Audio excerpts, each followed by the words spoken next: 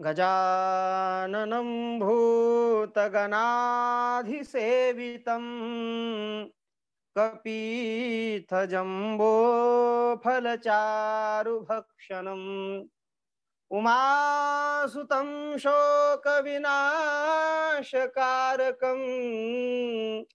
नमामि विघ्नेश्वरपादपङ्कजम् शरदेन्दुसमाकारे परब्रह्मस्वरूपिणी वासरापीठनिलये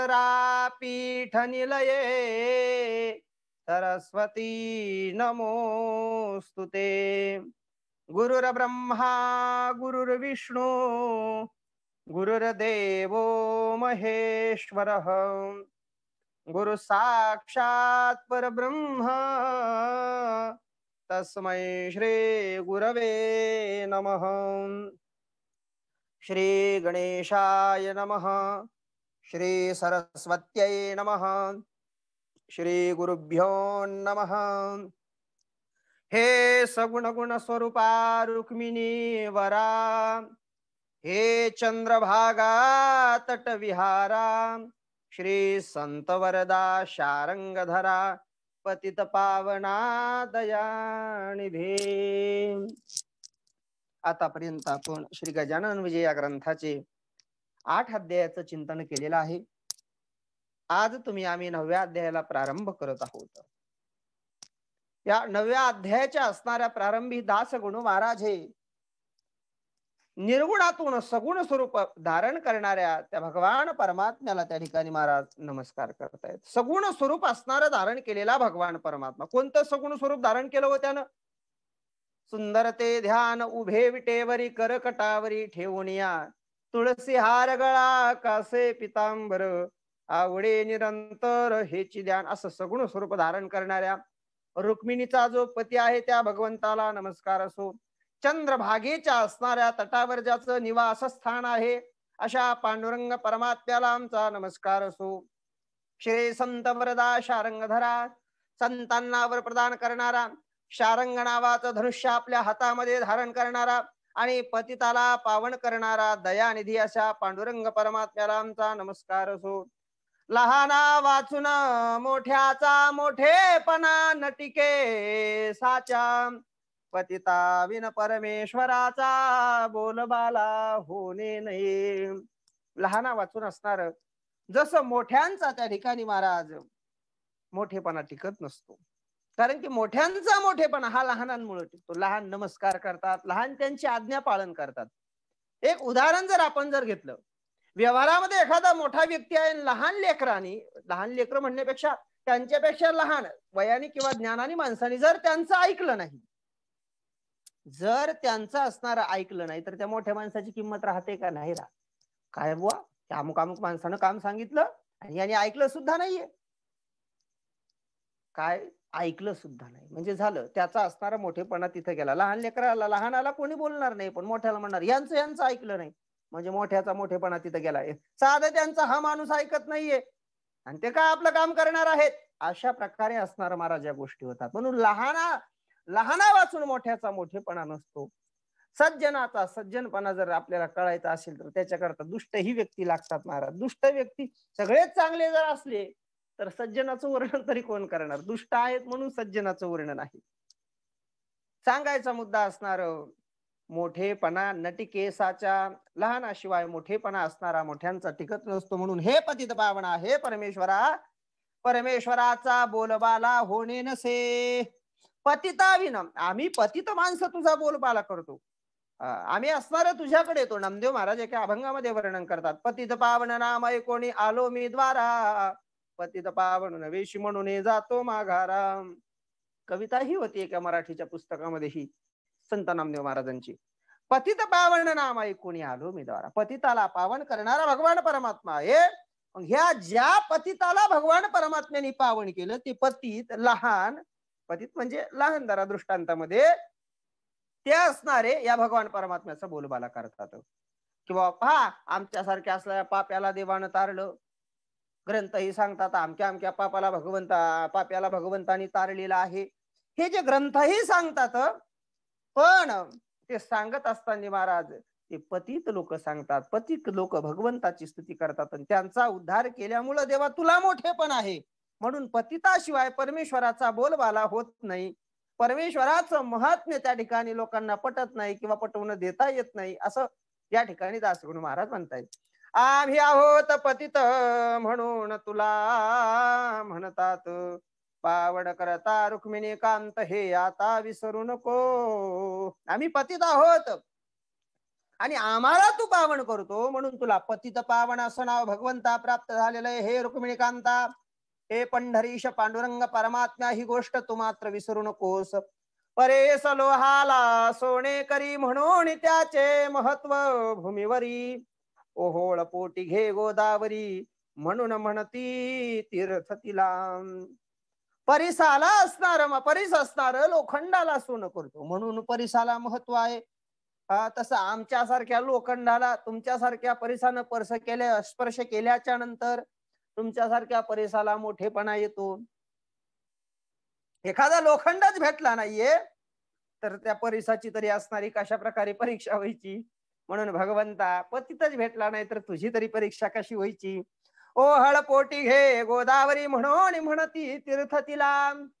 ओहळ म्हणजे ओढे नाले, हे जाणारे गोदावरी असणार सर्व आपल्या असणाऱ्या आपल्यामध्ये सर्वांना त्या ठिकाणी महाराज पावन करून घेते, आपल्यामध्ये सर्वांना जागा देते. म्हणून तर गोदावरीला तीर्थ असं म्हटलं जातं. भगवान परमात्मा तूही तसाच आहेस. तू असणारा सर्वांचा आश्रय स्थान आहे, सर्वांचा विश्रांती स्थान आहे, सर्वांना आश्रय देणारा तू आहेस. म्हणूनच तुला तीर्थ, म्हणूनच तुला भगवंत, म्हणूनच तुला असणार पतित पावन असं म्हणतात. याचा विचार करावा चित्ती आपुल्या माधवा, दास गणुला हात द्यावा बुडून द्यावे कोठेही. या गोष्टीचा विचार करावा चित्ती आपुल्या माधवा. हे माधवा, हे भगवंता. माधव म्हणजे मा म्हणजे लक्ष्मी, धव म्हणजे पती. जो लक्ष्मीचा पती आहे अशा भगवंता या दास गणूला असणारा तुमचा हात द्या. या भवसागरामध्ये असणार मला बुडून देऊ नका. असो गोविंद बुवा टाकळी कर, एक हरिदास होते थोर, तो कराया कीर्तन गजर शेगावासी पातला, असं म्हटले. समर्थ श्री गजानन महाराजांच्या काळामध्ये एक कीर्तन परंपरा होती, हरिदासी कीर्तन त्याला म्हणायचं. त्या असणाऱ्या कीर्तन परंपरेमधले असणारे हे गोविंद बुवा टाकळीकर होते, कीर्तन करायचे सुंदर प्रकारे. आणि ते असणार कीर्तन गजरनाम कीर्तन सेवा करण्याकरता शेगावला ते असणारे महाराज गोविंद बुवा टाकळीकर आलेले आहेत. तेथे शिवाचे मंदिर पुरातन होते साचार, ज्याचा केला जीर्णोद्धार मोठे नामक सावकाराने. त्या असणाऱ्या तिथं जवळ भगवान शंकराचं मंदिर पुरातन जुनं असणारं असं मंदिर होतं. पण आता जुने मंदिर मोडकळीस आलेले आहेत, लक्ष दिलं तर ठीक आहे, नाहीतर पुन्हा अजून असणार महाराज त्या ठिकाणी मंदिरं पाडतात वगैरे, ते तीर्थक्षेत्र नष्ट होतं, अशा गोष्टी होत असतात. पण त्या ठिकाणी असणारा एक मोठे नावाचा असणारा मोठा सावकार होता महाराज. त्या सावकाराने त्या मंदिराचा जीर्णोद्धार केला. जीर्ण उद्धार, जीर्ण झालेलं मंदिर पुन्हा नवं केलं, जीर्णोद्धार म्हणजे.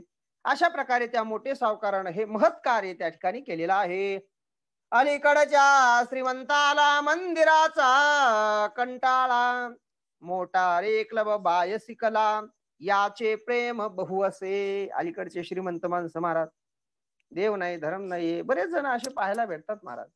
काही आहेत धार्मिक आहेत, नाही असं नाही, पण व्यवहारामध्ये बरेच व्यक्तिमत्व, बरेच लोक असे पाहायला भेटतात आपल्या श्रीमंतीच्या जोरा पुढे असणार भगवंताला मानत नाहीत, भोग विलासामध्ये रममान असतात. या श्रीमंतांना मंदिराचा कंटाळा असे बरेच श्रीमंत आहेत, पण त्यांना आवडतं मग काय. दासगणू महाराज म्हणतायत त्यांना मोटारी म्हणजे 4 चाकी मोटार वगैरे त्यांना आवडते, क्लब आवडतो, क्लबला जाऊन असणार नृत्य वगैरे करणं आवडतं. क्लब म्हणजे क्रीडागृह मराठीमध्ये त्याला क्लबला म्हणतात. पुन्हा बायसिकला नाम असे असणार सायकल वगैरे खेळणं, ह्या गोष्टी असणार त्यांना आवडतात. यावर असणार त्यांचं प्रेम आहे असं दासगणू महाराज सांगतायत.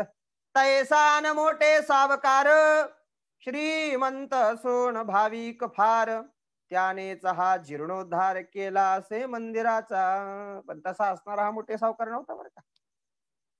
श्रीमंत होता पण श्रीमंतीचा माज नव्हता, भगवंताला विसरलेला नव्हता. त्या श्रीमंताशा असणाऱ्या मोठे सावकारानं या मंदिराचा जीर्णोद्धार केलेला आहे. म्हणून म्हणून मोठ्यांचे मंदिर वधू लागले नारी नर. आता पुढचा प्रकार काय झाला तो ऐका. आता या मोठ्यानं त्याचा जीर्णोद्धार केला. म्हणून लोक म्हणू लागले, साहजिकच म्हणू लागले, कोणाचं मंदिर? भगवान शंकराचं मंदिर म्हणता लोक. मग म्हणायचे मोठ्याचं मंदिर, मोठ्याचं मंदिर. अशा प्रकारे नारी नर सगळे लोक म्हणू लागले. असंच नाव शेवटी त्या मंदिराला पडलं की मोठ्याचे मंदिर. पुढे काय प्रकार झाला तुम्हाला सांगतो ऐका. दासगणू महाराज म्हणतायत, म्हणो त्या मोठ्यांच्या मंदिरी उतरले टाकळी करकथे करी. त्याचा घोडा समोरे बांधला होता मंदिराच्या त्या असणाऱ्या मोठ्यांच्या मंदिरावर असणार टाकळीकर बुवा, गोविंद बुवा टाकळीकर उतरलेले आहेत. जे कथेकरी आहेत, कथाही करणारे आहेत, कीर्तनही करणारे आहेत. त्यांनी असणारा आपला जो घोडा होता तो समोरच असणारा त्या ठिकाणी मंदिराच्या बांधलेला आहे. घोडा तिद्वाड होता कोणासही मारी लाथा. समोरून कोणी येता त्यास चावे कुत्र्या सम. हा घोडा असणारा तिद्वाड होता. द्वाड म्हणजे काय? द्वाड म्हणजे दुष्ट, खोडकर असा असणारा हा घोडा होता. कोणी आलं गेलं त्याला लाथा मारायच्या. कोणी असणार त्या ठिकाणी महाराज समोरून येऊ जर लागलं तर कुत्र्यासारखा चावा हा घोडा त्या व्यक्तीचा घेत होता. तोडे चराठे वरच्यावरी स्थिर न राहे क्षणभरी. कधी कधी कांतारी त्याने जावे पळून. त्या ठिकाणी असणारा हा घोडा एवढा खोडकर होता. कधी असणार चराटानं बांधलेला असेल जर त्याच्या मनामध्ये आलं तर तो असणार चराठ तोडून पळून जायचा. स्थिर न राहे क्षणभरे. थोडं सुद्धा असणार स्थिर राहत नव्हता. चांचल्य त्याच्या अंगामध्ये होतं. एका जागी निवांत बसत नव्हता. इकडं पळ तिकडं पळ, इकडं ओढ तिकडं ओढ. कधी कधी असणारा हा घोडा कांतारी नाम जंगलामध्ये वनामध्ये सुद्धा असणारा पळून जात होता. किंकाळे रात्रंदिवस वाईट खोड्या बहुवस.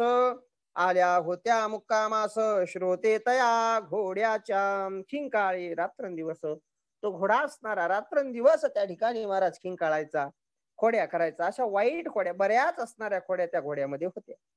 असा असणारा घोडा आणि ते कथेकरी बुवा आल्या होत्या मुक्कामास श्रोते त्या घोड्याच्या. त्या असणाऱ्या कथेकरी बुवांच्या असणाऱ्या घोड्याच्या मुक्कामाला ह्या खोड्या आल्या होत्या. थोडक्यामध्ये या वाक्याचा अर्थ असा की बरेच दुर्गुण बऱ्याच खोड्या त्या असणाऱ्या घोड्यामध्ये होत्या. लोखंडाच्या साखळ्या होत्या त्यासी बांधण्या केल्या. त्या समय राहिल्या टाकळी माझी विसरून. आता गोविंद बुवांना माहिती झालेलं होतं की आपलं घोडं कसं आहे. मग गोविंद बुवांनी काय केलं, बुवा साखळीच करू म्हणले आपल्या घोड्याला. साखळीनं फरक पडतो, दाव चराट तोडून तो पळून जाईल. लोखंडाच्या सुंदर अशा साखळ्या बनवलेल्या होत्या त्याला बांधण्याकरता. पण त्या दिवशी असणारा प्रसंग असा झाला की गोविंद बुवा असणार घाई गडबडीमध्ये त्या असणाऱ्या साखळ्या आपल्या टाकळी नावाच्या गावाला विसरून आलेल्या आहेत. चराटाने कसा तरी घोडा मंदिरा समोरे बांधून या कथे करे निजले जाऊन शय्येला. चराट्याने कसा तरी त्या चराठानं त्या दाव्यानं असणार कसा तरी असणारा घोडा तिथं मंदिराच्या समोर बांधलेला आहे. आणि कथेकरी बुवा तो असणारा घोडा बांधून गोविंद बुवा असणारे निवांत असणारे झोपण्याकरता गेलेले आहेत, झोपलेले आहेत. रात्र झाली 2 प्रहर तमे आक्रमिले अंबर. दिवा वित्तांचे घोगुत्कार हो लागले वृक्षावरे. 2 प्रहर रात्र झालेली. 2 प्रहर म्हणजे 12चा आसपासचा असणारा वेळ. 2 प्रहर रात्र झाली. अंधार असणारा सर्व ठिकाणी पसरलेला आहे. दिवाभीत दिवसाला जे भितात असे असणारे जे घुबड त्यांना दिवाभीत म्हटलेले. माऊलींनीही ज्ञानेश्वरीमध्ये या घुबडांना दिवाभीत हा शब्द वापरलेला आहे. या दिवाभीतांचा हुत्कार त्यांचा असणारा ओरडणं होऊ लागलेला आहे. वृक्षावरती ओरडू लागलेले त्यांचा ओरडण्याचा आवाज येऊ लागलेला आहे. टिटव्या टिटी शब्द करीती वाघुळे भक्षा धुंडिती. पिंगळे बसून वृक्षावरती करी किलबिल करू लागले. टिटव्या असणाऱ्या टी टी टी टी शब्दे निरवशी असणारी रात्रीची शांतता त्यामध्ये टिटव्यांचा आवाज घुमू लागलेले आहे. वट वाघुळ असणार भक्ष्य आपलं सापडण्याकरता इकडं तिकडं पळू लागलेले आहेत. पिंगळे बसून वृक्षावरी पिंगळा नावाचा असणारा पक्षी वृक्षावर बसून किलबिल किलबिल अशा प्रकारचा आवाज करू लागलेला आहे. सामसूम जिकडे तिकडे बंद झाली कवाडे, कोठे हे ना दृष्टी पडे एक हे माणूस रस्त्यांनी. सामसूम असणारी त्या ठिकाणी महाराज झालेली आहे. कोणी आता रात्रीची वेळ आहे आणि मध्यरात्र आहे, पुन्हा कोण कशाला बाहेर येणार.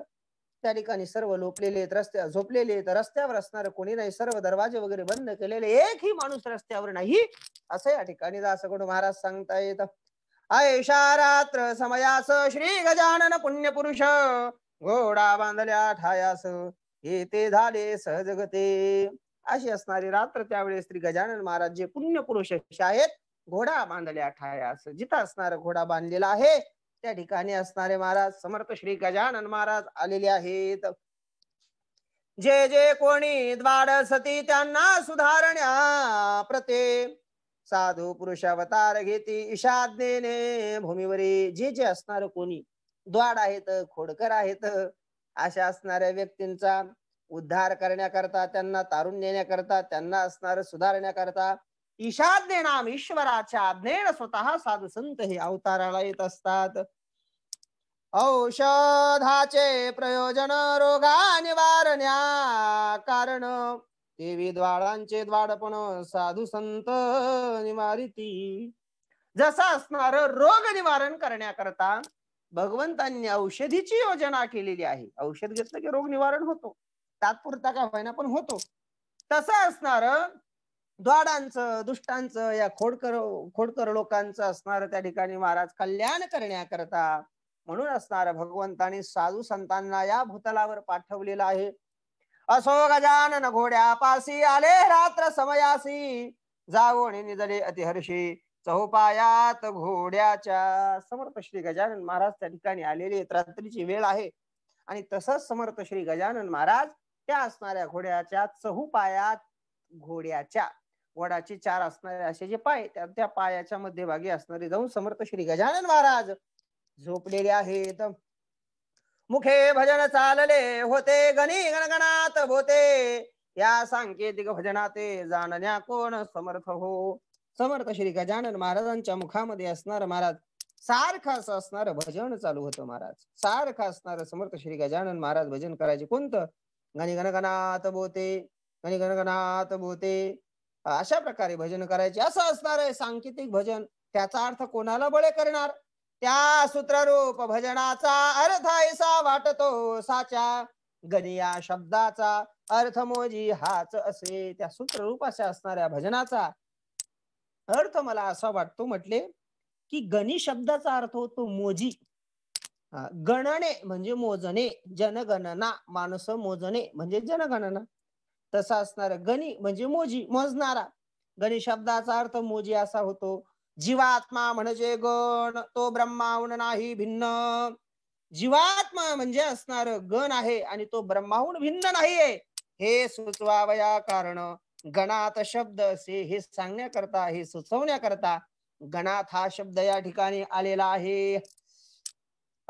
बोते हा शब्द देखा अपभ्रंश वाटतो निका, बाते हा शब्द ऐका तेथे असावा निसंशय. बोते हा शब्द असणारा अपभ्रंश आहे असं मला वाटतं, असं दासगणू महाराज म्हणतात. कारण की बोते हा शब्द नसून त्या ठिकाणी बाते हा शब्द असावा असं दासगणू महाराजांचं म्हणणं आहे. मग बाते बाते म्हणजे नेमकं काय हो? बाते म्हणजे असणार काय तर ते आता पुढे आपल्याला दासगणू महाराज सांगतायत, ऐका. बा या शब्दे करुण घेतले पाहिजे मन, ते हे आहे सर्वनाम शब्दाऐवजे आलेले. त्या ठिकाणी असणार बा. आता इथं बाया हा शब्द दिलेला आहे पण हा शब्द जोडून नाही. आता ग्रंथामध्ये इथं बाया हा शब्द जोडून दिला त्यामुळे समजायला कधी कधी कठीण जातं. पण बा शब्द वेगळा आहे आणि या शब्द वेगळा आहे. बा या शब्दे करून, बा या शब्दानं काय घ्यायचं आहे? घेतले पाहिजे मन. बा म्हणजे असणार मन असा अर्थ घ्यावा. आणि ते हे जे सर्वनाम आलेलं आहे शब्दाऐवजी आलेले ते शब्दनाम हे काही ब्रह्म या वाचक जे शब्द आहेत त्या शब्दाऐवजी असणार ते हे सर्वनाम आलेलं आहे. तर मग थोडक्यामध्ये ओळीमध्ये अर्थ नेमका काय होतो तर म्हणजे आता 2-3 ओव्याचा अर्थ आपण पाहिलाय, पण नेमका याचा अर्थ काय होतो हे असणारा आपण जाणून घ्यायचा प्रयत्न करूयात. आता पहिला असणारा शब्द आहे गण, त्याचा अर्थ असणारा जीव किंवा जीवात्मा. दुसरा गण शब्द आहे, त्याचा अर्थ शिव किंवा शिवात्मा. आणि गणात शब्दाचा अर्थ आहे हृदयात. बोते शब्दाचा अर्थ आहे पहा. हे जीवा स्वतःच्या हृदयात शिवाला परमेश्वराला पहा, असाही एक अर्थ आपल्याला त्या भजनाचा करता येईल. किंवा असणार अजून आपल्याला जर चिंतन करायचं झालं तर चिंतन करता येईल. ते हा शब्द या ठिकाणी आलेला आहे, बा हा शब्द या ठिकाणी आलेला आहे. बा शब्दाचं चिंतन हे आपल्याला करता येईल.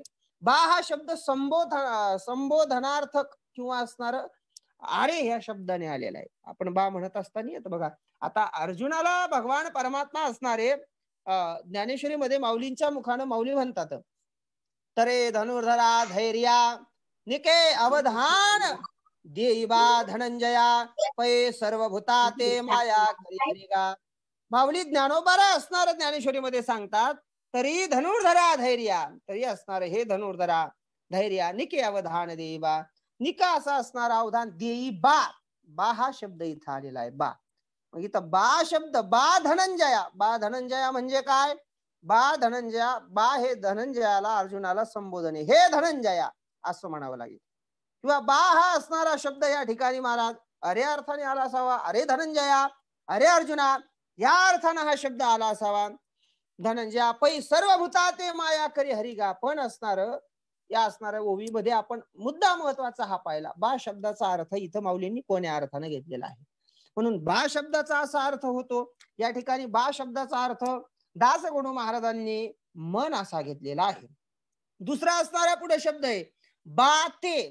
ते हे एक नाव आहे, म्हणजे बोते हा शब्द होता, पण दासगणू महाराजांचं म्हणणं आहे की तेथं बोते हा शब्द न म्हणता त्याचा अपभ्रंश होऊन खरा तो शब्द बाते होता, पण त्याचा अपभ्रंश होऊन तो बोते झाला, असं दासगणू महाराजांचं म्हणणं आहे. आणि मग पुढे बाया शब्द करून घेतले पाहिजे म्हण, ते हे आहे सर्वनाम शब्दाऐवजी आलेले. आता ते हे सर्वनाम आहे, मग ते ते ते ते नेमकं काय हो, तर त्याचा असणारा अर्थ आपल्याला असा करता येईल. ते म्हणजे त्या भगवान परमात्म्याला, त्या ब्रह्माला ते हे शब्द आलेला आहे. बऱ्याच ठिकाणी आलेला आहे. तुम्हाला मी प्रमाण सांगतो बघा, ऐका. समर्थ श्री रामदास स्वामी आपल्या मनाच्या श्लोकामध्ये वर्णन करत असताना वर्णन करतात, बहुता परे कुसरी तत्व झाडा, परे पाहिजे अंतरी तो निवाडा, मनासार साचार ते कोते वेगळे रे, समस्ता मध्ये एक ते आगळे रे. ते एक वेगळे रे आणि ते आगळे रे, हे ते शब्द ज्याच्या करता आलेला आहे ब्रह्मवाचक. किंवा पुन्हा एका दुसऱ्या मनाच्या श्लोकामध्ये समर्थ वर्णन करताना वर्णन करतात, दिशेना जणी तेची शोधोनी पाहे, बरे पाहता गुज तेथेची आहे, करी घेऊ जाता कदा आढळेना, जने सर्व कोंदाटले ते कळेना. जय जय रघुवीर समर्थ. इथं दिसेना जनी तेची शोधणी पाहिजे. ते कोण? ते ब्रह्म, त्याचा शोध घे. किंवा जगद्गुरु तुकोबाराय हे आपल्या अभंगामध्ये वर्णन करताना म्हणतात, सुंदर ते ध्यान सुंदर आहे. ते हा शब्द ब्रह्मवाचक आहे. उभे विटेवरी करकटावर. किंवा असणार संत एकनाथ महाराज आपल्या एका भारुडामध्ये सांगताना म्हणतात, पहिले कोठेच नव्हते काही, चंद्र सूर्य तारा नाही, अवघे शून्याची होते पाही कानोबा, तेरे तेरे ते हा ते शब्द असणारा ब्रह्मवाचक आहे. ते असा असणारा हा ब्रह्मवाचक आहे. किंवा या असणाऱ्या भजनामध्ये ह्या ते शब्दानं असणार समर्थ श्री गजानन महाराज हे तत्वमसी महावाक्याचं चिंतन करत असावे. कारण की तत्वमसी हे वाक्याचे 3 शब्द आहेत त्यामध्ये. तत्, त्वम, असी. तत् शब्दाचा अर्थ होतो ते, त्वम शब्दाचा अर्थ होतो तू, आणि असी शब्दाचा अर्थ होतो आहेस. ते तू आहेस, म्हणजे ते तू आहेस. मग ते म्हणजे कोण? ते ब्रह्म तू आहेस. या ठिकाणी ह्या ते हे जे सर्वनाम आलेलं आहे याचा अर्थ आपल्याला असा घेता येईल. ते म्हणजे कोण? मग शब्दाऐवजी आलेले. कोणत्या शब्दाऐवजी आलेले? ब्रह्म या शब्दाऐवजी आलेले हे ते आहे. म्हणून आता सगळं असणारं असं चिंतन झाल्याच्या नंतर याचा संघटित असा अर्थ काय निघेल? तर याचा संघटित असा अर्थ असणारा एक निघेल. कोणता? पुढच्या ओळीमध्ये आपल्याला सांगतात, ऐका. म्हणजे मना समजे नित्य जीव हा ब्रह्मास सत्य, मानू नको त्या प्रत निराळा त्या तोची असे. म्हणून असणार लक्षात ठेव, जीव हा ब्रह्मापेक्षा वेगळा नाहीये बर का. ऐका अर्थ काय आता सगळ्याचा. म्हणे मना समजे नित्य, हे म्हणा जीव हा ब्रह्म आहे असे तू नित्य समज. असं मनामध्ये कधी असं वाटून देऊ नकोस की जीव कसा ब्रह्म, अशी शंका आणू नको. नित्य स्वरूप, तू नित्य स्वरूप आहेस, तू ब्रह्मस्वरूप आहेस हे तू समज असं सांगतात. जीवा हा ब्रह्मास सत्य, जीव ब्रह्मरूप आहे. मानू नको तया प्रत निराळा त्या असणाऱ्या ब्रह्माला. तो ब्रह्म वेगळा आहे आणि मी वेगळा आहे असं तू मनामध्ये मानू नकोस. असं या ठिकाणी असणार महाराज दास गुरु महाराज सांगत आहेत की याचा अर्थ असा असावा. तोच असे, तो जो भगवान परमा ते जे असणार ब्रह्म आहे तेच तू आहेस असं म्हणतात. नोहे नोहे आचार्य भगवत पूज्यपाद जगद्गुरु शंकराचार्यही म्हणतात, श्लोकार्धेन प्रवक्ष्यामि यदुक्तम ग्रंथ कोटिभिः ब्रह्म सत्यम जगन्मिथ्या जीवो ब्रह्मेवणा परः. ब्रह्म असणार सत्य, हे सर्व जगत मिथ्या आहे. तो असणारा आपण जीव ब्रह्मेवणा परः, जीव आणि ब्रह्म न एव, त्या ठिकाणी असणार महाराज नैव, ते असणारे वेगळे नाही येत. जीव आणि ब्रह्म असणारे महाराज एकच आहे, यांच्यामध्ये असणारा भेद नाहीये असं हे सुचवणार समर्थ श्री गजानन महाराजांचं भजन आहे. असा अर्थ या ठिकाणी दास गणू महाराज तुम्हाला आम्हाला सांगत आहेत. गिन गिन गणा गिन गिन गिनात बोते, कोणी गणी गण गणात बोते, ऐशी आहेत दोन मते या भजनाविषयी शेगावे. गिन गिन गणात बोते असणार या ठिकाणी महाराज गिन गिन गिनात बोते. आता इथं मतभेद पडतात. काहींच्या मते असं म्हणणं आहे की समर्थ श्री गजानन महाराज भजन म्हणत होते गिन गिन गिनात बोते, तर काहींच्या मते असं म्हणणं आहे की गणी गण गणात बोते असं भजन म्हणत होते. मग नेमकं असणारं कोणतं भजन म्हणत होते, तर त्यावेळेस दासगुरु महाराज काय म्हणतात, त्यासी ना पुले प्रयोजन आपणा कथेसी कारण, महाराज निजले येऊन चौपायात घोड्याच्या. असं म्हणजे नेमकं कोणतं भजन खरं कोणतं खोटं याच्या वाचून आपल्याला काही घेणं देणं नाही. त्याचं आपल्याला कारण ते पाहत बसायचं नाही. आपलं महत्वाचा मुद्दा काय, कथा ही आपली महत्वाचा मुद्दा आहे. कथा काय चालू आहे, त्या घोड्याच्या चार पायामध्ये समर्थ श्री गजानन महाराज येऊन झोपलेले आहेत.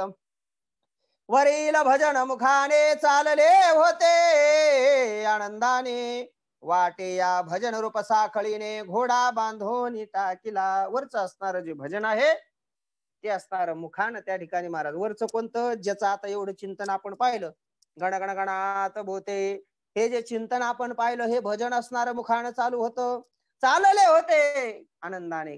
ह्या गणगण गणात भजनामुळं कोणी कोणी त्यांना गिनगिने बुवा सुद्धा असं म्हणायचं बरं का, असं वर्णन आलेलं आहे. समर्थ श्री गजानन महाराजांना गणगण गणात बोते या भजनामुळं गिने गिने गिने बुवा असं लोक म्हणायचे.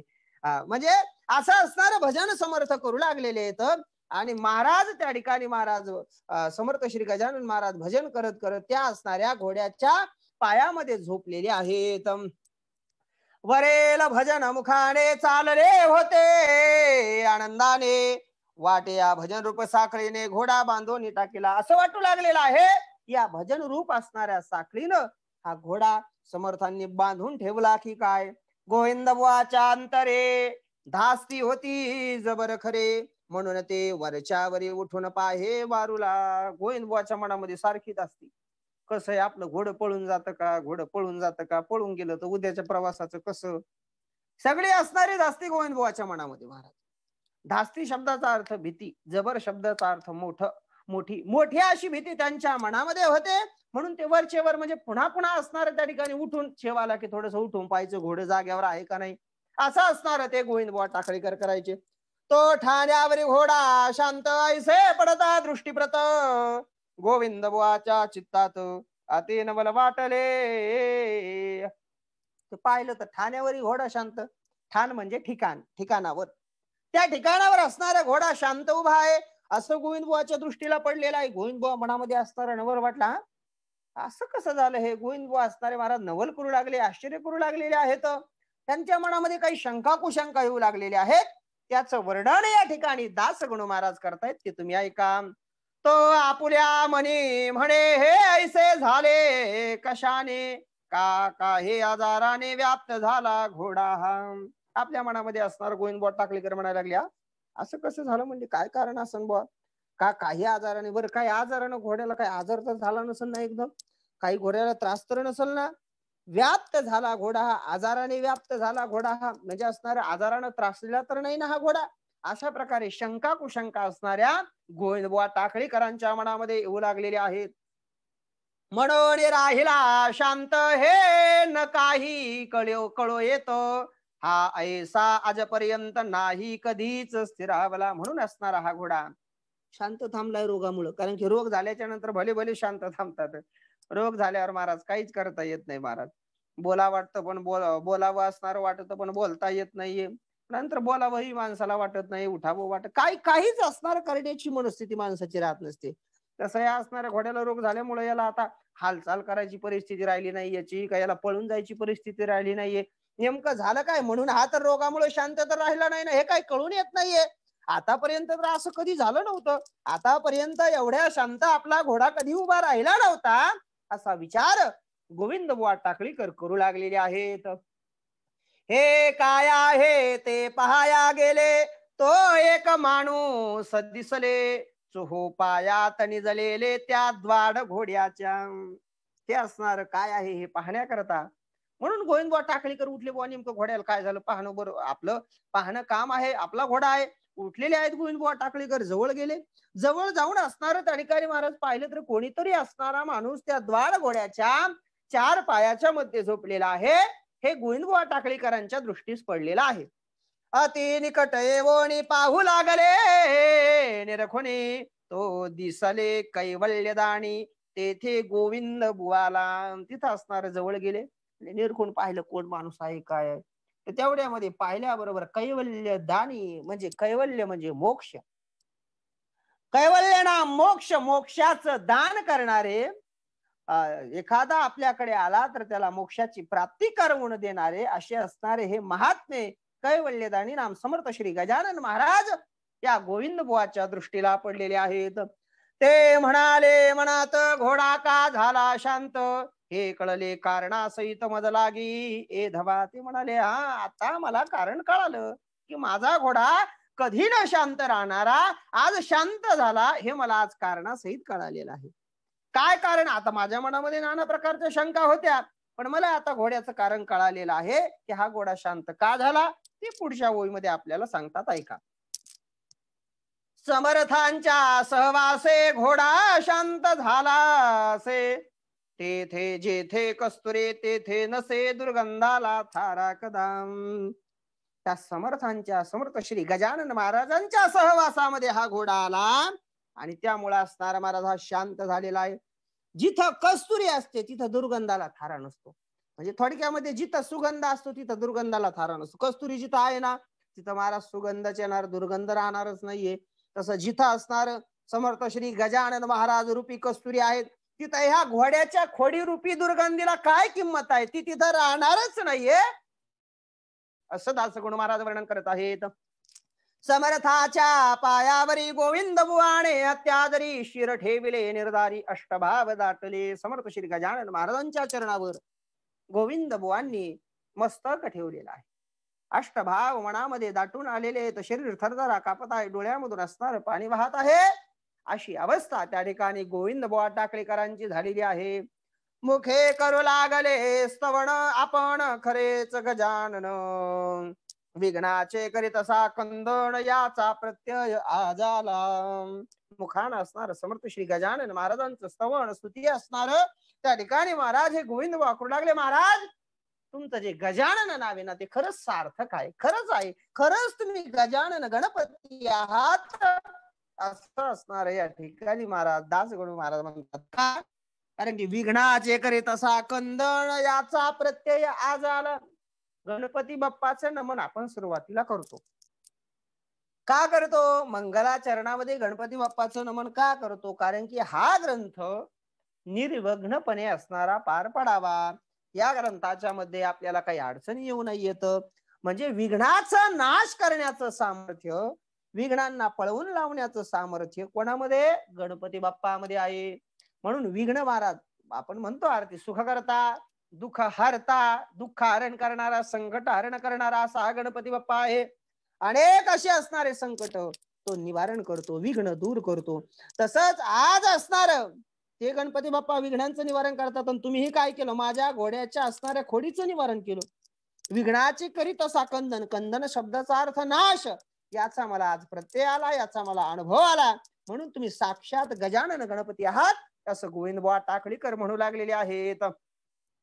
माझा घोडा द्वाडती सर्वही जाला भीती, तेथेच आलात गुरुमूर्ती हरण्या त्याचा द्वाडपणा. माझा घोडा असणारा द्वाड अति, अति असणारा द्वाड आहे. द्वाड म्हणजे खोडकर आहे, व्रात्य आहे, खोडकर आहे, दुष्ट आहे. सर्व लोक त्याला असणार भीतात. पण गुरु महाराज गुरुमूर्ती हे समर्थ श्री गजानन महाराजां त्याचा द्वाडपणा, त्याचा दुष्टपणा हरण करण्याकरता तुम्ही आलेले आहात. म्हणून संत महात्मे प्राण्याचं तर झालंच, पण संत महात्मे प्रामुख्याने आपण पाहून गेलो चिंतन की हे माणसाचा असणारा दुष्टपणा, माणसाचा वाकडेपणा, माणसाचा द्वाडपणा हरण करण्याकरता संतांचा अवतार आहे. पण त्यामध्ये संत लीला करून घोड्याचाही असणारा द्वाडपणा संतांनी घालवलेला आहे. या घोड्याच्या चाट खोडे चालता मध्येच मारी उडी, क्षणा मागल्या झाडी हा दुगाण्या. महाराज महाराज काय सांगू म्हणले या घोड्याच्या खोडी तुम्हाला. या घोड्याच्या खोडीनं मी तंग झालो होतो म्हणले. काय करावं काही सुचत नव्हतं, काही नव्हतं. वैताग आला होता या घोड्याचा. चालता चालताच उड्या मारायचा, क्षणाला असणाऱ्या उड्या मारायच्या, पुन्हा क्षणाला मागच्या दुगाण्या. दुगाण्या शब्दाचा अर्थ आहे झाडणे. हा मागल्या झाडी हा महाराज, क्षणोक्षणा मागल्या झाडी हा दुगाण्या. म्हणजे महाराज क्षणोक्षणाला हा असणार लाथा झाडत होता, लाथा मारत होता असं असणार महाराज. या ठिकाणी मागल्या झाडी म्हणजे मागच्या पायानेही हा घोडा लाथा मारत होता गाढवासारख्या. अशा प्रकारे वर्णन स्वतः गोविंदबुवा टाकळीकर आपल्या घोड्याचं करत आहेत. मी गेलो होतो कंटाळून म्हणून बाजाराला लागून, गेलो विकाया कारण परी कोणी परी न कोणी घेया. मी असणार या घोड्याला त्रासलो, कंटाळलो, वैताग आला या घोड्याचा. म्हणून मी कंटाळून असणाऱ्या बाजारामध्ये गेलेलो आहे घोडा विकण्याकरता. पण या घोड्याच्या खोडी असणाऱ्या एवढ्या प्रसिद्ध, या घोड्याला असणार कोणीच घ्यायला तयार होईना. मी फुकटही लागलो द्याया, परी न कोणी तयार घ्याया. त्यावरी आपण केली दया, हे झाले फार बरे. समर्था काय सांगावं म्हणजे मी फुकट घोडा द्यायला तयार झालतो, पण कोणी फुकट सुद्धा घोडा घ्यायला. विचार करा, फुकट घोडा कोणी घेत नव्हतं म्हणल्यावर ते घोडा कसा असेल या गोष्टीचा विचार आपण थोडासा करावा. ते चित्र जरा डोळ्यासमोर आपण आणावं. परी कोणी न तयार घ्या, कोणी घेत नाहीये. समर्थ आपण असणारी दया केली त्यामुळे ही गोष्टी आज बरी झालेली आहे. या असण्यामुळं पुन्हा काय म्हणतात गोविंदबुवा तर ऐका. आम्हा कथे कर्याचे घोडे पाहिजे गरीबसाचे, घरा माझी धनगराचे नाही वाघ कामाचा. आणि कथेकरी माणसं, कथेला कीर्तनाला गावाला जावं लागतं. असं जर घोडं जर आम्ही नेलं तर लोक आम्हाला मारायचे, घोड्याला मारायचे. या घोड्यामुळे लोकांनाही त्रास व्हायचा. कथेकऱ्याचं घोडं कसं गरीब असलं पाहिजे, शांत असलं पाहिजे, द्वाड खोडकर नसलं पाहिजे. अहो धनगराच्या घरामध्ये असणारा वाघ कामाचा नाहीये. जिथं मेंढर आहे तिथं वाघ कामाचा आहे का? राहतील का? एक तरी मेंढरू राहील का? धनगराच्या घरी जर वाघ असणारा जर ठेवला तर त्या ठिकाणी मेंढी राहील का एखादी तरी? शेळी राहील का एखादी तरी? वाघ एकही ठेवणार नाही. म्हणून जसं धनगराच्या घरामध्ये वाघ कामाचा नाही, तसंच कथेकऱ्याला असणारा असं खोडकर घोडं कामाचं नाहीये. ऐसा झाला प्रकार घोडे झाले गरीब फार, जड जीवा उद्धार करण्यास स्वामी अवतरले. ऐसा झाला प्रकार, असा असणारा प्रकार झालेला आहे. असं म्हटले घोडा आता गरीब झालं, शांत झालेला आहे. आणि समर्थ श्री गजानन महाराज हे जड जीवांचा उद्धार करण्याकरता अवतार आलेले आहेत. उद्धार आया जन जड जीव, 3 मुद्दे पहा याच्यामध्ये. जन म्हटलं की माणसं आली, जड म्हटलं की हे असणार काही जड वस्तू ज्याला आपण निर्जीव वगैरे असं म्हणू. आणि जीव म्हटलं की हे घोडे वगैरे त्याच्यामध्ये आले. संतांचे प्रमाण बघा किती विचार करण्यासारखं प्रमाण आहे. उद्धर आया जन, जड आणि जीव, या 3 गोष्टीला याच्यामध्ये सगळे आले. जनामध्ये माणसं आले, जडामध्ये दगड वगैरे आले, आणि महाराज या जीवामध्ये असणारे हे प्राणी वगैरे आलेले आहेत. म्हणून या ठिकाणी दासगुणू महाराज म्हणताय जड जीवाचा उद्धार, या जड जीवांचा उद्धार करण्याकरता संत आलेले आहेत. आणि त्यांनी या घोड्याचा उद्धार केलेला आहे. घोड्या असं म्हणाले आता गड्या, करू नकोस येथून खोड्या, त्या येथेच रोकड्या द्याव्या टाकून सोडू अवघ्या सोडून. घोड्याला समर्थ श्री गजानन महाराज म्हणतायत, गड्या ऐक म्हणले, आता खोड्या करू नको बर का, इथून पुढे असणाऱ्या खोड्या करायच्या नाही, याच ठिकाणी असणाऱ्या खोड्या सोडून दे, सगळ्या असणाऱ्या खोड्या तुला इथं सोडून द्याव्या लागतील. अशा प्रकारे समर्थ त्या घोड्याला सांगू लागलेले आहेत. तू शिवाच्या समोरी याचा विचार काही करी, वागत जावे बैला परी, त्रास न देई कवना ते. तू असणार भगवान शंकराच्या समोर आहेस, त्या गोष्टीचा विचार कर. लोकांना त्रास देणं योग्य आहे का, लोकांना त्रास देणं चांगलं आहे का, या गोष्टीचा जरा तू विचार कर. वागत जावे बैला परी, बैलासारखं असणार वागावं, कोणाला त्रास देऊ नये. बैलासारखं असणार शांत राहावं, जसं बैल शांत राहतात, काम करतात, कोणाला असणार त्रास देत नाही. असतो एखादा वाईट, तो विषय वेगळा आहे. बैलासारखं शांत राहत जा, अशा प्रकारे असणार या ठिकाणी कोणाला त्रास देऊ नको, असं समर्थ गजानन महाराज त्या घोड्याला समजावून सांगत आहेत. ऐसे त्यासी बोलून गेले निघून दया घण, कृपा कटाक्षे करुण पशु हे जाणे अकळीला. असं म्हटले. असे असणार बोलून त्या ठिकाणी महाराज दयागण समर्थ श्री गजानन महाराज निघून गेलेले आहेत. कृपा कटाक्षे करुण, आपल्या असणाऱ्या कृपा कटाक्षानं असणार त्यांनी त्या पशुलाही धारेवर आणलेला आहे, पशुलाही ठिकाणावर आणलेला आहे, पशुलाही असणार त्या ठिकाणी महाराज शांत बनवलेला आहे. असो श्रोते दुसरे दिवशी मळ्यात असता, पुण्यराशी आले गोविंद बुवा दर्शनाशी, घोड्यावरे भैसोन. असो म्हटले. दुसऱ्या दिवशी असणार काय कथा झाली सांगतो. मळ्यामध्ये समर्थ श्री गजानन महाराज बसलेले होते. तेवढ्यामध्ये असणारे गोविंद बुवा टाकळेकर असणारे घोड्यावर बसून त्या ठिकाणी समर्थांच्या दर्शनाला आलेले आहेत. घोडा गोविंद बुवांचा शेगावाशी ठाऊ कसाच्या, कोश अवघ्या खोड्यांचा भीत होते त्यासे जन. आता हा गोविंद बुवाचा घोडा म्हणलं की लोक घाबरायचे. शेगावाला त्या ठिकाणी गोविंद बुवांचा घोडा माहिती होता कसा होता, कसा बहादर आहे, कसा त्रास देतो, हे असणाऱ्या लोकांना माहिती होतं. सगळ्या शेगावाला हे माहिती होतं. हा कोश अवघ्या खोड्याचा, शब्दाचा जसा असणारा एका जागेवर साठा असतो त्याला शब्दकोश म्हणतो, धनाचा एका जागेवर साठा असतो त्याला धनकोश असं म्हणतो. तसा हा खोड्यांचा कोश होता, सगळ्या खोड्या ह्याच्यामध्ये होत्या. असा असणारा हा खोड्यांचा कोश असा असणारा हा घोडा. सगळे लोक त्या घोड्याला भीत होते. तो मळ्यात आलेला पाहुण लोक बोलले त्या कारण, गोविंद बुवा ही घेऊन पिढा कशास येथे आला. तो असणारा मळ्यात आलेला हे पाहिल्याच्या नंतर लोक बोलू लागल्या, गोविंद बुवा ही पिढा इकडे कशाला आणली हो तुम्ही. जो तो गोविंद बुवाला म्हणू लागला, गोविंद बुवा तुम्हाला माहित नाही का तुमचं घोडं कसं येतं, ही पिढा घेऊन तुम्ही इथं कशाला आलेली आहात. मुले बायका मळ्यात आहे पहा वावरत, तुमचा घोडा करेल घात सहज लिलेने कवनाचा. अहो त्या मळ्यामध्ये असणार सगळे मुलं बोते, मुले बायका मळ्यात आहेत पहा वावरत, तुमचा घोडा करील घात सहज लिलेने कवनाचा. घणघण घणात भूते. गोविंद बुवांचा घोडा असणारा मळ्यामध्ये आला. मळ्यामध्ये आल्याच्या नंतर सर्व लोक घाबरू लागलेले आहेत.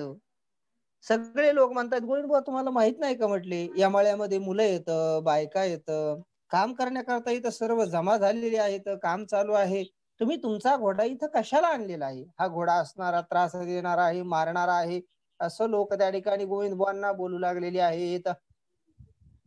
गोविंद बुवा त्यास वदले, तुमचे म्हणणे मी ऐकिले, माझ्या घोड्यास शहाणे केले काल रात्री समर्थांनी. गोविंद बुवा म्हटले, तुमचं बोलणं मी ऐकले, तुम्ही जे म्हटलात ते असणारं सगळं ऐकून घेतोय, खरं आहे सगळं. माझा घोडा असणारा खोडकर असा होता, पण कालच रात्री असणारा समर्थ श्री गजानन महाराजांनी माझ्या घोड्याला शहाणं केलेलं आहे, हुशार केलेला आहे, खोड्या रहित असं केलेलं आहे, असं या ठिकाणी गोविंद बुवा टाकळेकर सांगू लागलेले आहेत.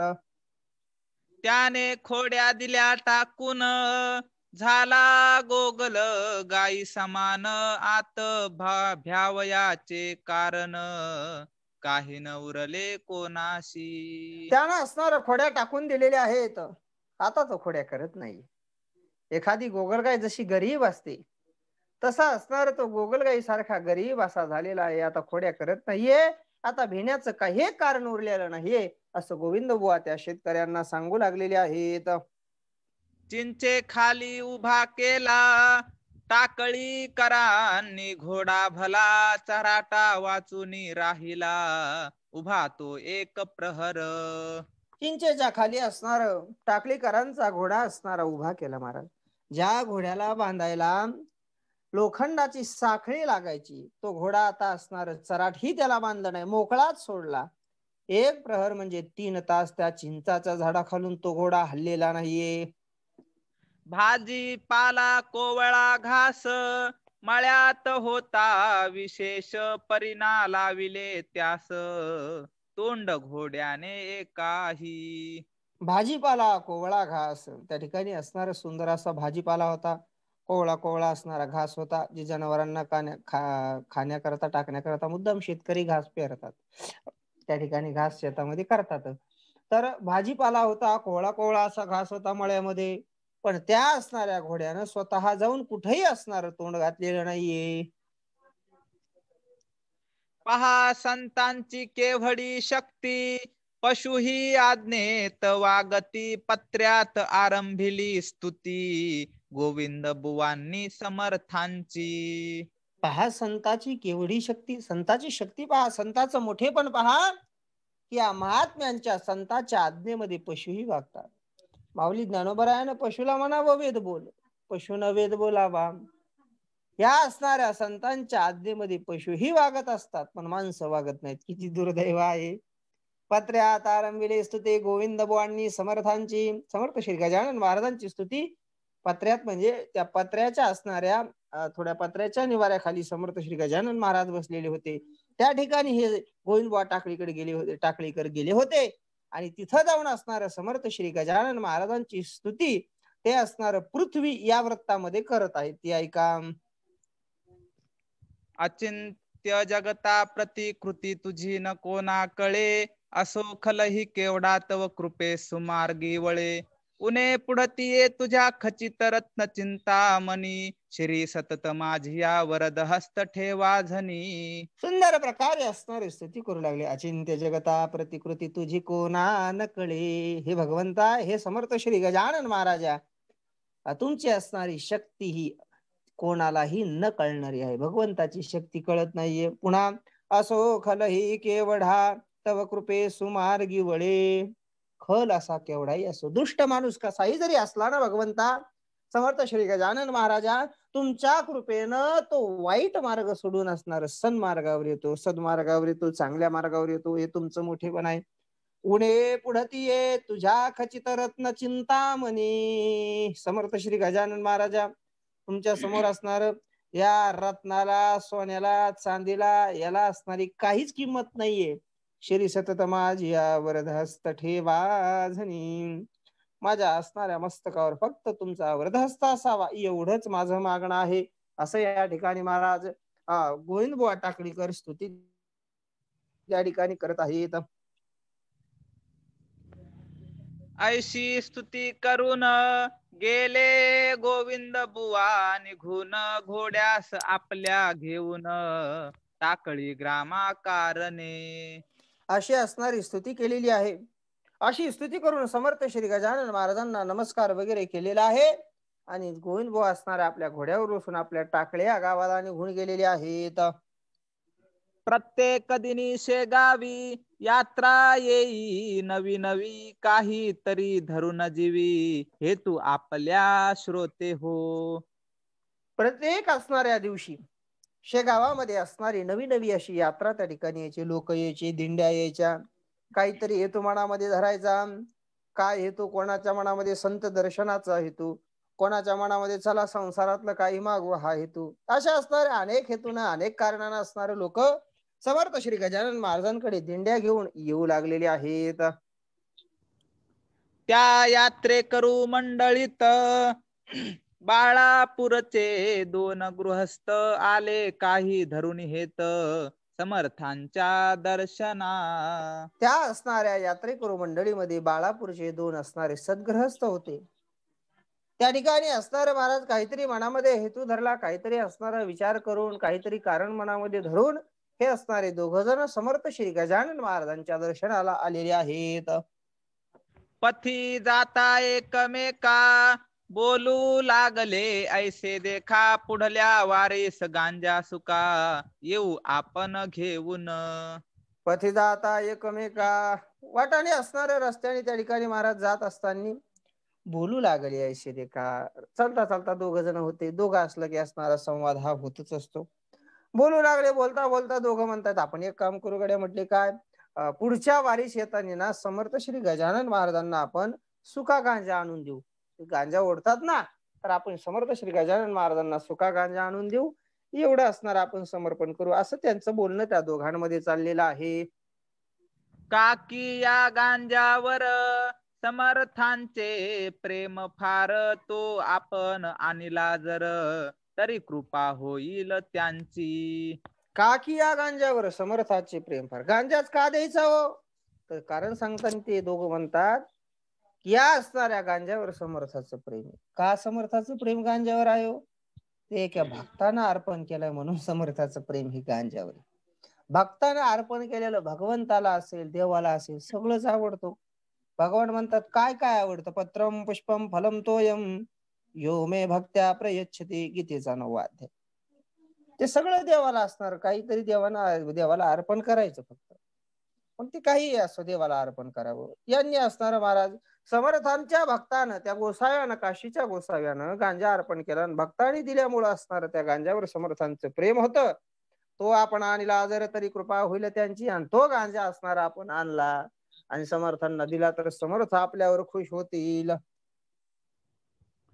लोकांनी ती बर्फी खावा आपण गांजा नेऊ बरवा गाठ धोत्रा बांधून ठेवा ना तरी विस्मृती होईल. लोक आणती बर्फी खावा. लोक असणार महाराज समर्थांच्या दर्शनाला आल्याच्या नंतर देव समजून देव आहेत असा असणारा विचार करून लोक त्यांना बर्फ्या व्हायचे. त्या ठिकाणी महाराज खवा असणारा द्यायचे. हा, पण आपण दोघं काय करू? हे बर्फी खावा हे नको म्हटले. डायबिटीज उगे व्हायचे. उगा नसलेलं गोड जास्तीचं काही नको. आपण काय करू? समर्थांना गांजा आवडतो, काहीतरी वेगळं आपण देऊ. आपण समर्थ श्री गजानन महाराजांना गांजा देऊ. एक काम करा म्हणले, लक्षात राहत नाही, धोत्राला गाठ बांधून ठेवा म्हटले. ती गाठ पाहिली की आपल्या लक्षात येईल. आम्हाला एक धडा होता शाळेमध्ये, विसरभोळा गोकुळ नावाचा. तो गाठी बांधून ठेवायचा. म्हणजे गोष्ट लक्षात जर राहत नसेल तर गाठ बांधून ठेवायची. पण काही काही एवढे विसरभोळे असतात की गाठ आपण कशा करता मारली हेच लक्षात राहत नाही. असं सांगायचा मुद्दा हा आहे की आपल्या धोत्राला गाठ बांधून ठेवा की ती गाठ पाहिल्याच्या नंतर आपल्याला आठवण झाली पाहिजे. गाठ पाहिल्याच्या नंतर असणार ना तरी विस्मृती होईल, आपल्याला आठवण होईल. पण जर गाठ नाही बांधली तर आपण विसरून जाऊ. असं असणार. दोघं एकमेकांमध्ये बोलू लागलेले आहेत. पुढल्या वारीस दोघे जण आले दर्शना कारण परी गेले विसरून गांजा तो आणावया. पुढच्या असणाऱ्या वारीस दोघे जण आले. समर्थ श्री गजानन महाराजांचं दर्शन घेतलेलं आहे. दर्शनाला आले पण त्या ठिकाणी महाराज गांजा आणायचा ते विसरून गेलेले आहेत. शिर ठेविता पायावरी आठवण त्यांना झाली खरी की नाही आणला बरोबरी गांजा तो आपण. शिर ठेविता पायावरी. समर्थ श्री गजानन महाराजांच्या चरणावर मस्तक ठेवलं त्याच वेळेस आठवण झाली की नाही आणला बरोबरी गांजा तो आपण गांजा आणाय करता धोत्राला गाठ बांधली पण आपण गांजा जाणायचं विसरलो. असं एकमेकाकडे पाहून बोलू लागलेले आहेत. आता पुढल्या वारीसी दुप्पट आणू गांजासी ऐसे बोलून मानसी दर्शन घेऊन गेले हो. आता पुढच्या वारीला आपण नक्की आणू बरं का. पुढच्या वारीला नक्की आपण. आता आपण दोनदा बोललो पण आपल्याच्याने अन्न झालं नाही. आता पुढच्या वेळेस येताना आपण दुप्पट गांजा असणार समर्थ श्री गजानन महाराजांना आणू. अशा प्रकारचा असणार मनामध्ये ते बोललेले आहेत. मनामध्ये अशा प्रकारचा निश्चय केला. समर्थांचं दर्शन घेतलं आणि निघून गेलेले आहेत. पुढल्या वारीस तेच झाले गांजा आणण्याचे विसरले कर जोडून मात्र बसले स्मृती नसे गांजाची. पुढल्या वारीलाही तेच झालेले. गांजा आणायचं विसरले आणि तसंच समर्थ श्री गजानन महाराजाच्या जवळ हात जोडून बसलेले. त्यांना स्मृती नसे गांजाची, म्हणजे त्यांना असणारी आठवणी नव्हती गांजाची की आपण गांजा आणणार होतो म्हणून. अशी अवस्था त्या ठिकाणी झालेली आहे. ते स्वामी म्हणाले भास्करासी, पहा जगाची रीत कैसी, गाठ मारून धोतरासी, विसरती जिन्नस आनावया. तै स्वामी म्हणाले भास्कराशी. त्यावेळेस समर्थ श्री गजानन महाराज भास्कराला म्हणतात, भास्करा पहा ना म्हटले, लोक किती असणारे स्वार्थी येत रे. या जगाची रीत पहा बरं म्हटले कसे. मला म्हणतात गांजा देईल गांजा देईल, लोक गाठी धोत्राला मारून ठेवतात आणि धोत्राला गाठी मारून ही जिन्नस म्हणजे वस्तू आणायचं विसरतात. असे कसे हे लोक आहेत. जातीने आहेत ब्राह्मण, तेच आपुले भाषण करीती, आपण होऊन खोटे पहा सर्वांशी. जातीनं ब्राह्मण आहेत, ब्राह्मणानं खोटं बोलू नाही, तसं तर कोणीच बोलू नाही. आणि तेच आपुले भाषण करीत आपण होऊन खोटे पहा सर्वांशी. आपलंच बोलणं आणि आपणच खोटं करतात. काय बोलणं, आपणच म्हणतात गांजा आणून देऊन, आपणच गांजा आणत नाहीत. आपलंच बोलणं आपणच हे असणार खोटं करतात, असं या ठिकाणी महाराज बोलत आहेत. ब्राह्मणांचे भाषण कदा नसावे अप्रमाण, या तत्वा लागून न जाणती चांडाळ ते. ब्राह्मणाचं भाषण, ब्राह्मणाचं बोलणं हे कदा नसावे अप्रमाण. अप्रमाण म्हणजे असणार असत्य असं कधी नसावं, ते सत्य असावं. बोलल तसं त्यानं वागलं पाहिजे. या तत्वाला सोडून जो असणार वागतो ना, या तत्वाला जो जाणत नाही ना, तो ब्राह्मण नसून तो चांडाळ आहे. द्विजे निज धर्म सोडिला, आचार विचार सांडिला, ह्यामुळे श्रेष्ठत्वाला ते मुकले सांप्रत. ब्राह्मणांनी असणारा आपला धर्म सोडलेला आहे. ब्राह्मणांचं काय काम आहे, ब्राह्मणानं काय करावं. भगवान गीतेमध्ये सांगताना म्हणतात, शमोदमस्तपशोच क्षांतिरार्जवमेव क्षांतिरार्जवमेवच, ज्ञान विज्ञानम विज्ञानमास्तिक्यम ब्रह्मकर्म स्वभावजम. एवढे गुण पाहिजे तर त्याला तुम्ही असणार ब्राह्मण म्हणा. त्याला ब्राह्मण म्हणावं. लोकांकडे आता हे गुण राहिलेले नाही. द्विजय निज धर्म सोडिला, ब्राह्मणांनी आपला धर्म सोडलेला आहे. आचार विचार सगळा सांडून दिलाय. नाही नाही ते करायला लागलेत, आता करू नये ते करतायत. कोणी असणार महाराज, आपला जो असणारा पिढी जात असणारा जो याज्ञिकीचा वगैरे असणारा जे कर्म आहे ते सोडून आता वेगवेगळे धंदे असणारे त्या ठिकाणी करत आहेत, वेगवेगळे काम असणारे करत आहेत, आपला धर्म सोडून वागत आहे. आणि त्यामुळं त्यांचा मोठेपणा राहिला नाही. ते मुकले सांप्रत. सांप्रत म्हणजे आता सध्याच्या काळी त्यांना मोठेपणा नाही. त्याचं कारण त्यांचं असणारं आचरण चांगलं नाहीये. बेटे मनी नवस करीती, आणि हात हलवित येथे येती, आशाने का पूर्ण होती त्यांच्या मनीचे मनोरथ. बेटे म्हणी नवस करीती. हे बेटे हे पोरं हे असणार त्या ठिकाणी मनामध्ये नवस करतायत आणि हात हलवी तिकडे माझ्या दर्शनाला येतात. आशाने का नवस पूर्ण होतो का म्हटले. त्यांच्या मनीचे मनोरथ, त्यांच्या मनामधले असणारे मनोरथ आशाने पूर्ण होतात का, त्यांचा नवस पूर्ण होतो का, असं समर्थ श्री गजानन महाराज म्हणू लागलेले आहेत. बोलण्यात पाहिजे मेळ, चित्त असावे निर्मळ, तरीच तो घननिळ, कृपा करीतो भास्करा. बोलण्यात पाहिजे मेळ, आपल्या बोलण्यामध्ये मेळ पाहिजे. मेळ पाहिजे म्हणजे काय, आपण बोलतोय काय, करतोय काय, आपण बोलतोय तसंच वागतोय की आपण बोलतोय त्याच्या विरुद्ध वागतोय. बोलण्यामध्ये माणसाच्या मेळ पाहिजे. जे जमत असेल तेच बोलावं, जे करता येत असेल तेच बोलावं, काहीही बोलू नाहीये. म्हणून माणसाच्या बोलण्यामध्ये मेळ पाहिजे. चित्ती असावे निर्मळ, माणसाचं मन असणार महाराज निर्मळ असं असावं. शुद्ध दैशे गंगाजळ, महात्म्यांचं निर्मळ मन असतं महाराज. तरीच तो घननिळ कृपा करीतो भास्करा. जर बोलणं चांगलं असलं आणि जर असणार त्या ठिकाणी तुमचं आचरण चांगलं असलं, चित्त चांगलं असलं ना, तर तो भगवान परमात्मा महाराज तुमच्यावर कृपा केल्याशिवाय राहणार नाही. भास्करा, येतंय का तुझ्या लक्षामध्ये. हे शब्द त्या दोघांशी अति लागले मानसी, पाहू लागले एकमेकांशी कुतूहल दृष्टीने. हे असणार शब्द त्या दोघांना मनाला लागलेले आहेत. एकमेकाकडे असणार कुतूहल दृष्टीने पाहू लागले. हा कुतूहल म्हणजे त्यांना आश्चर्य वाटलं, की काय आश्चर्य वाटलं नेमकं, त्यांना कसं वाटलं, काय वाटलं ते पुढच्या ओळीमध्ये सांगतात.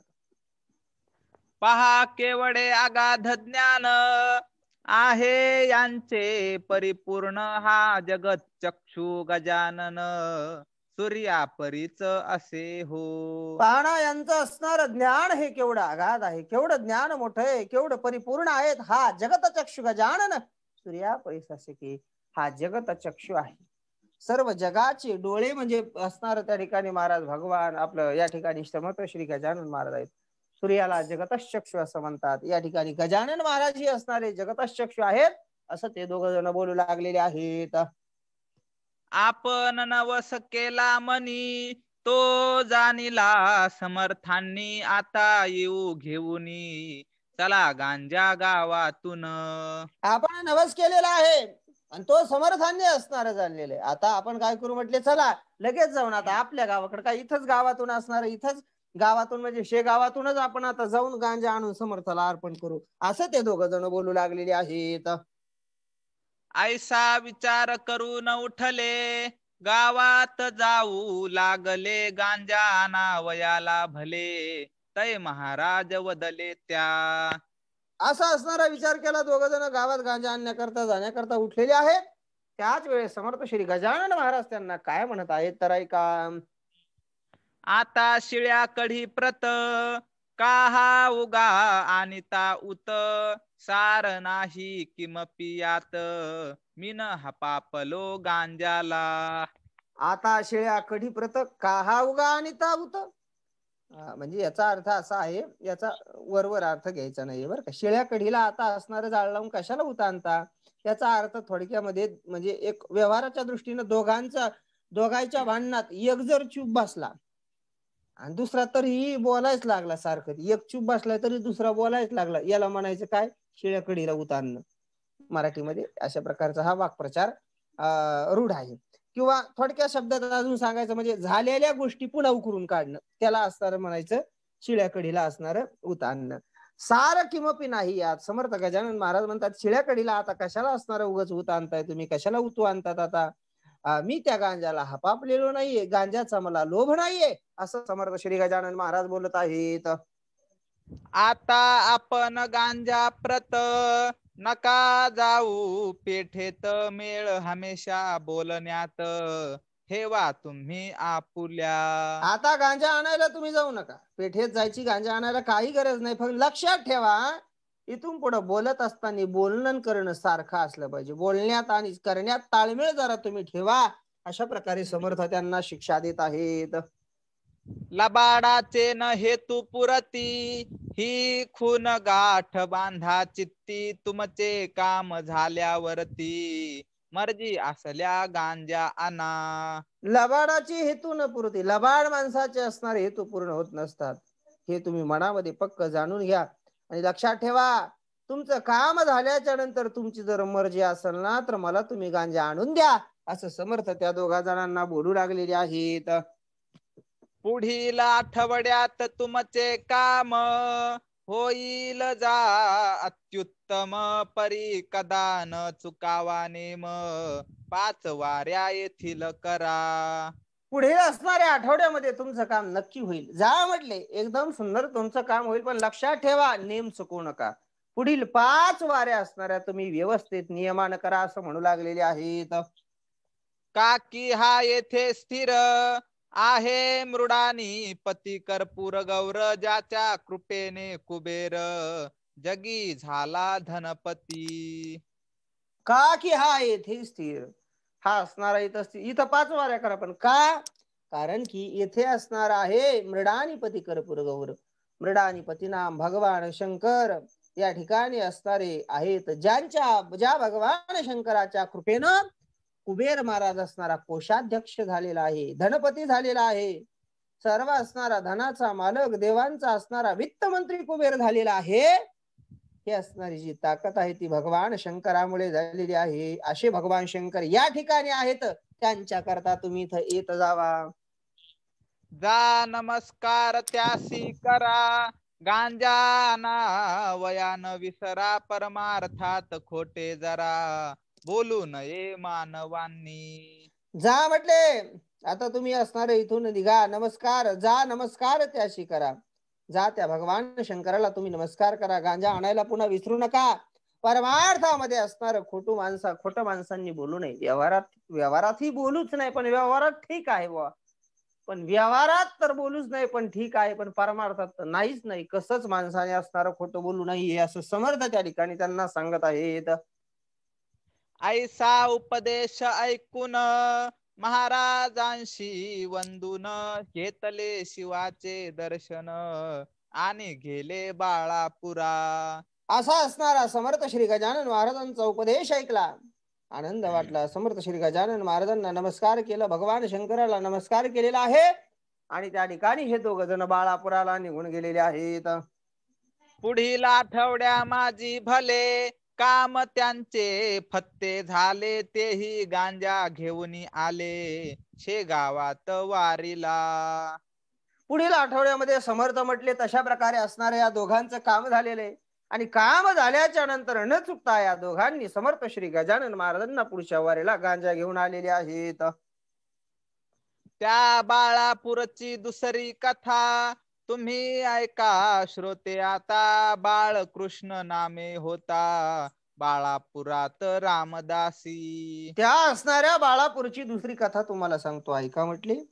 त्याच बाळापुरामध्ये असणार एक बाळकृष्ण नावाचा असणारा त्या ठिकाणी रामदासी असा व्यक्ती त्या ठिकाणी राहत होता. रामदासी म्हणजे कोण? रामदास स्वामींच्या असणाऱ्या संप्रदायामधला, त्यांना रामदासी असं म्हणतात. रामदास स्वामींच्या विचारावर चालणारा त्यांना रामदासी असं म्हणतात. असा असणारा हा रामदासी व्यक्ती त्या ठिकाणी बाळापुरामध्ये वास्तव्यास राहत होता. कांता त्याची पुतळाबाई परम भाविक होती पाही, दरवर्षी वारी सजाई पायी सज्जन गडाते. कांता त्यांची पुतळाबाई, त्यांची असणारी कांता, त्यांची असणारी पत्नी, जिचं नाव असणार पुतळाबाई, ती परम भाविक कशी होती, धार्मिक कशी होती. दरवर्षी असणारे दोघं पती पत्नी हे सज्जनगडाला असणार समर्थांकडे दर्शनाला जात होते. पती पत्नीचा विचार एक पौष मासी निघती देख, ओझ्यासाठी घोडे एक घेऊन या बरोबरी. पती पत्नीचा असणारा विचार एका विचारानं राहत होते. त्यांच्यामध्ये असा मतभेद वगैरे असणार असं काही नव्हतं. एका विचारानं असणार ते राहायचे महाराज. पौष महिन्यामध्ये दोघ जण समर्थ श्री रामदास स्वामींकडे सज्जनगडावर जाण्याकरता पौष महिन्यामध्ये निघत होते. ओझ्यासाठी घोडे एक घेऊन या बरोबर बरोबर एक घोडं होतं, त्याच्यावर आपला सर्व ओझ त्या ठिकाणी लादायचे. सर्व संसार वाटाने जे गोष्टी आपल्याला लागतील त्या सर्व वस्तू त्या घोड्यावर टाकायचे आणि ते घोडं घेऊन या ठिकाणी हे दोघं पती पत्नी समर्थ श्री रामदास स्वामींच्या दर्शनाला माघ नवमीच्या उत्सवाला असणार त्या ठिकाणी सज्जनगडा करता निघायचे. कुबडी कंथा दास बोध सवे हे सामान अतिशुद्ध, साधुत्वाचा नव्हता मद तयासी की चढलेला. कुबडी कंथा दासबोध सोबत असणार जास्त काही साहित्य ठेवत नव्हते. कुबडी होते जवळ, जी समर्थाच्या हातामध्ये आहे तशाच प्रकारची कुबडी. कंथा म्हणजे घोंगडी होती. सोबत असणारा महाराज ज्यामध्ये 20 दशक असणारे आहे, 200 समास असा दासबोध. 20 दशक 200 समास साधके पहावे सावकाश असं समर्थांनी वर्णन केलेलं आहे. असा असणारा हा दासबोध समोर होता. सगळं सवे हे सामान अतिशुद्ध, सोबत असणार हे सर्व सामान सोबत घेतलेलं. मी साधू आहे म्हणे, कोणतरी महात्मा आहे, मी कोणीतरी भक्त आहे, अशा प्रकारचा गर्व त्याच्या असणाऱ्या मनामध्ये नव्हता. मार्गी चालता ग्रामांतरी प्रत्यही झोळी फिरवी खरी, त्या झोळीच्या भिक्षेवरी नैवेद्य करी रामाला. मार्गाने असणारं चालता चालता गावामध्ये दररोज असणारी झोळी मागायची, भिक्षा मागायची आणि भिक्षा मागून आल्याच्या नंतर प्रभू रामचंद्राला असणारा सुंदर अशा प्रकारे महाराज नैवेद्य त्या ठिकाणी त्या भिक्षेमधील असणार प्रभू रामचंद्राला असणारा नैवेद्य अर्पण करायचा असा असणारा त्यांचा नित्यनेम. पौषवद्यात बाळापूर सोडी नवमीला साचार, असे कांता बरोबर पुतळाबाई नामजीचे.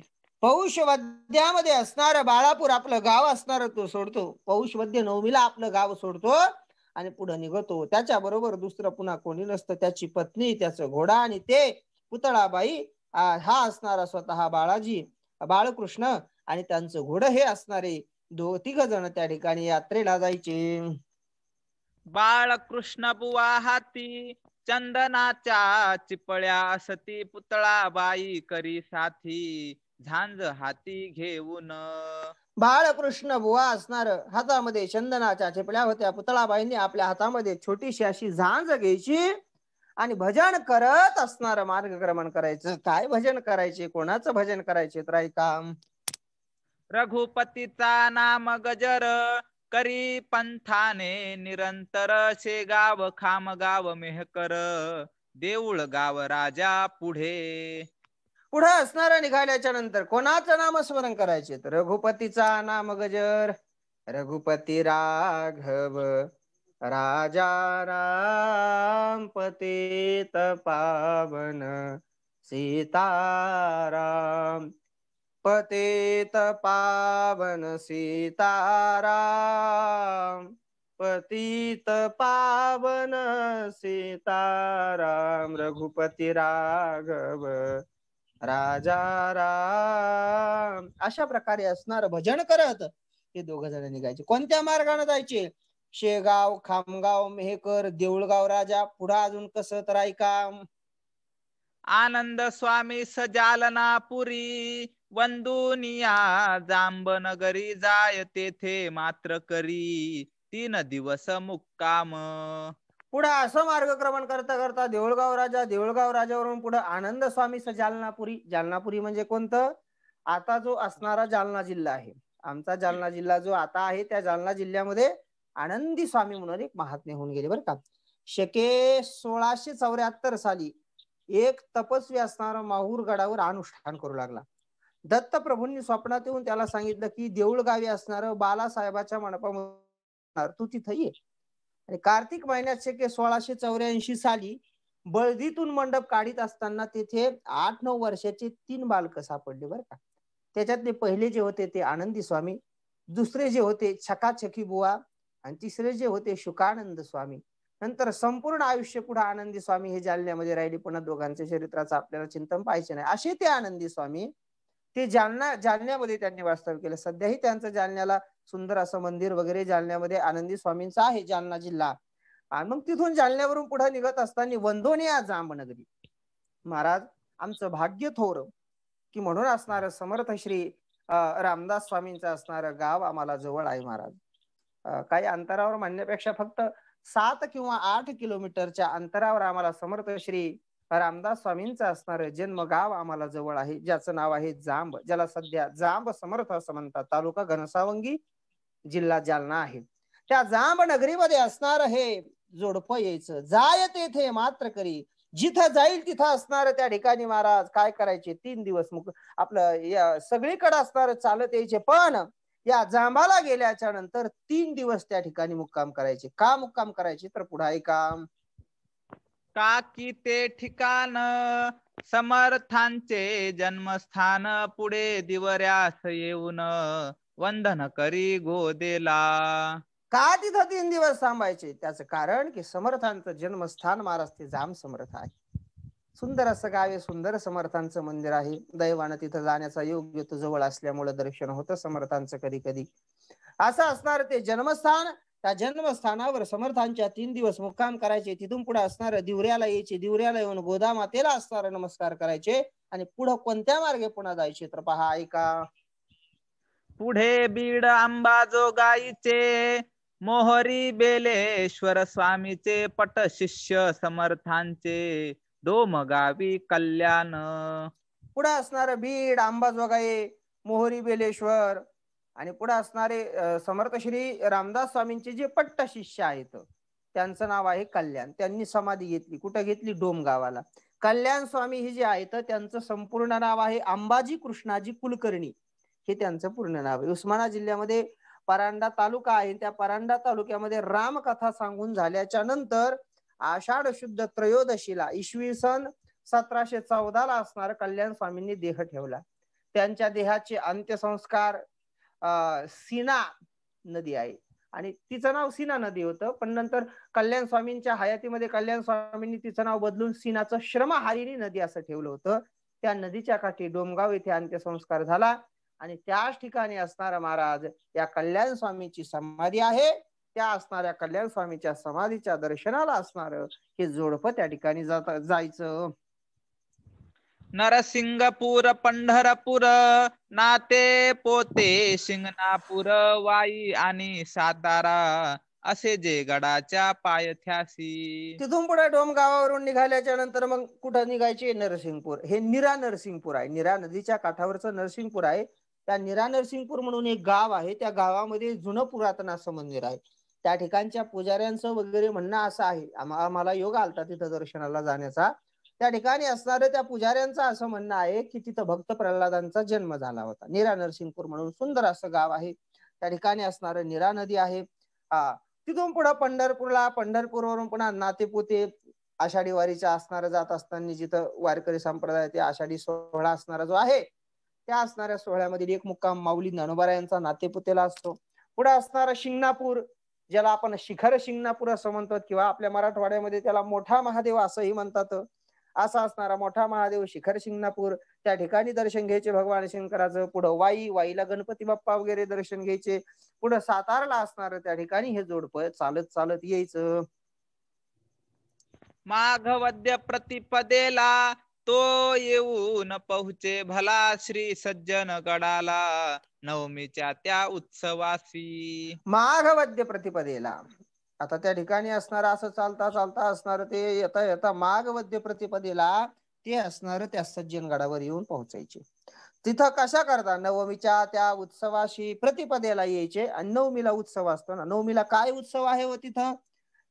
नवमीला असणार महाराज, त्या माघवद्य नवमीला समर्थ श्री रामदास स्वामींनी असणार आपला देह ठेवलेला आहे, अशी असणारी त्यांची समाधी आहे. त्या माघवद्य नवमीला सध्या दास नवमी असं म्हणतात. तामिळनाडूतील असणार तंजावर गावातील एका अंध कारागिरानं राम लक्ष्मण जानकी अशी मूर्ती बनवून सज्जन गडावर पाठवल्या होत्या. या मूर्ती समोर शेवटचे 5 दिवस निर्जल उपवास केला आणि पूर्व सूचना देऊन समर्थ श्री रामदास स्वामींनी माघवद्य नवमी शालिवाहन शके 1603 इसवी सन 1682 ला राम नामाचा जप करत करत पद्मासनामध्ये बसून ते ब्रह्मलीन झाले होते. असा असणारा त्यांचा समाधी उत्सव त्या ठिकाणी असणारा महाराज सज्जन गडावर आज असणार म्हणजे दास नवमीला असणारा तो उत्सव साजरा केला जातो. आणि त्या उत्सवाकरता ही बाळापुराहून मंडळी त्या ठिकाणी सज्जन गडावर येत होती. यथाशक्ती प्रमाणे ब्राह्मण भोजन करावे त्याने श्री स्वामी समर्था कारणे खरा खराच रामदासी. यथाशक्तीप्रमाणे, यथाशक्ती असणार जसं घडेल तसं असणार त्यानं तिथं यायचं, ब्राह्मणांना जेव घालायचं.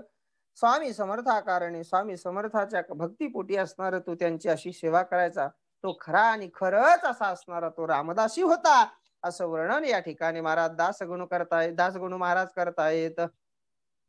ऐशे रामदासी आता होणे कठीण सर्वथा दास नवमीचा उत्सव होता परत जाई त्याच मार्गे. असं असणार त्या ठिकाणी महाराज रामदासी अशी भेटणं कठीण येतात. रामदासी नाही असं नाहीयेत, रामदासी आताही आहेत, पण असे रामदासी होणं असणार कठीण आहे. दास नवमीचा उत्सव असणार तो करायचा.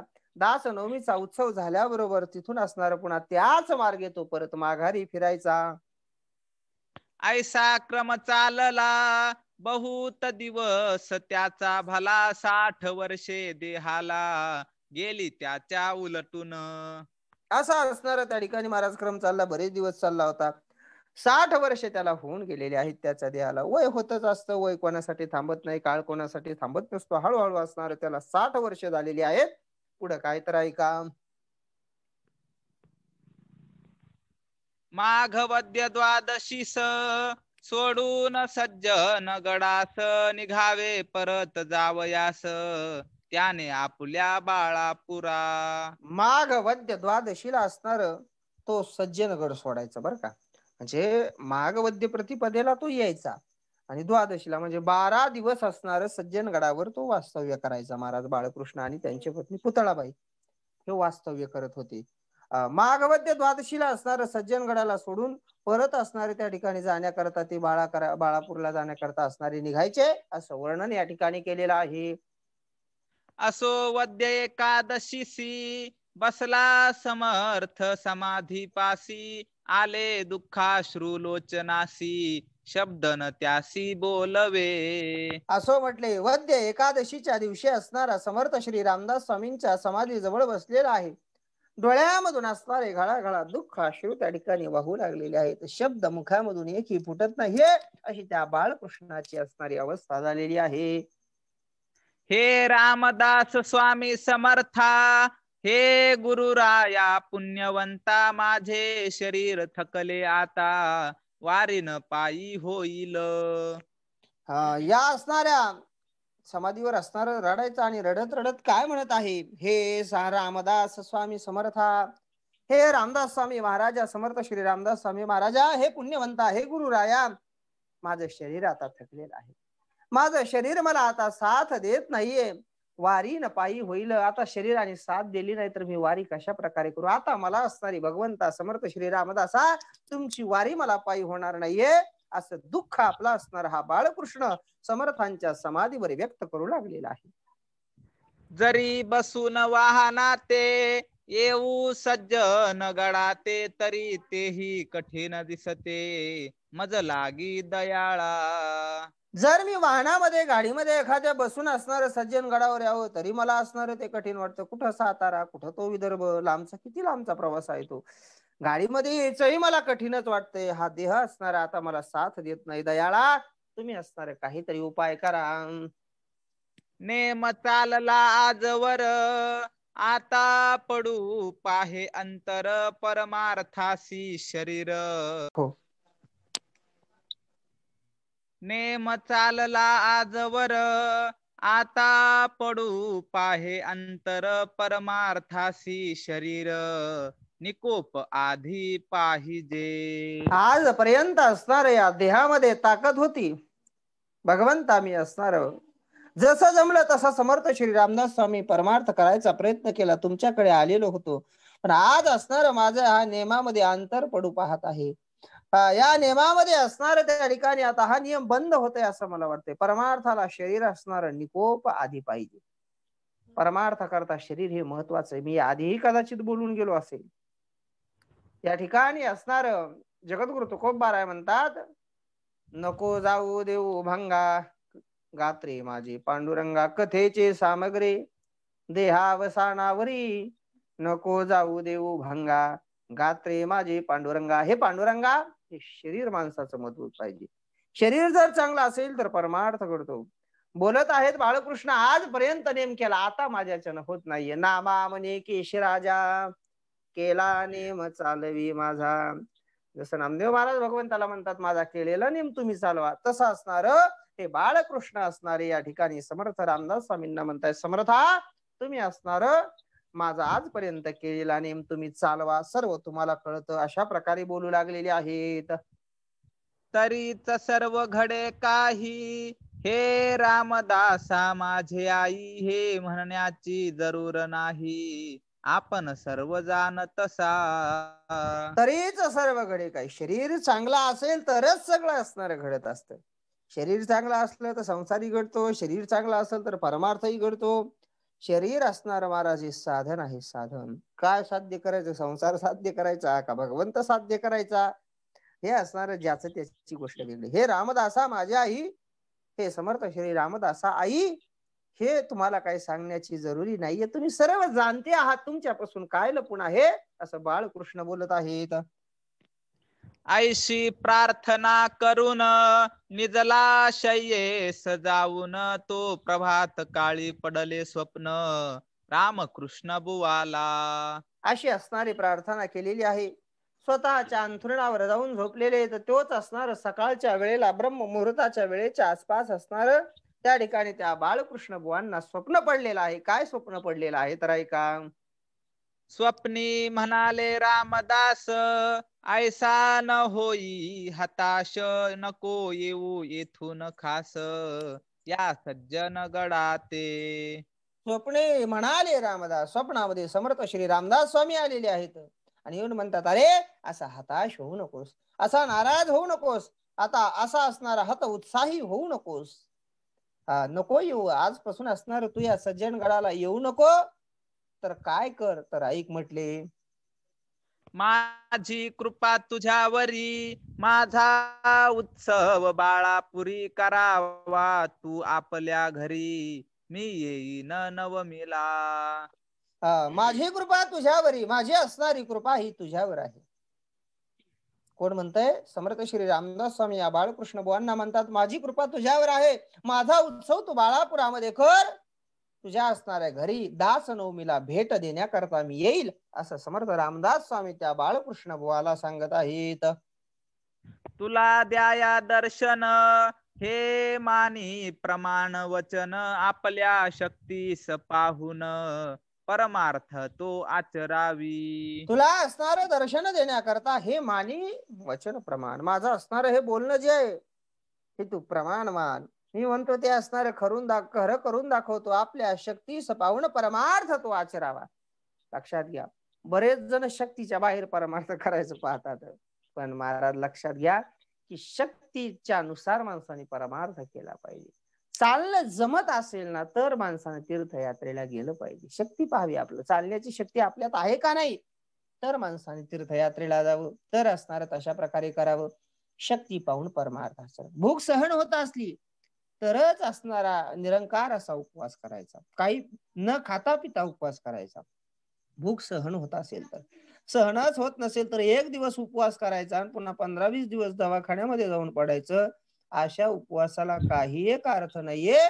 म्हणून या ठिकाणी समर्थ रामदास स्वामी बाळकृष्ण बुवाला म्हणतात, आपल्या शक्तीस पाहून परमार्थ तो आचरावा.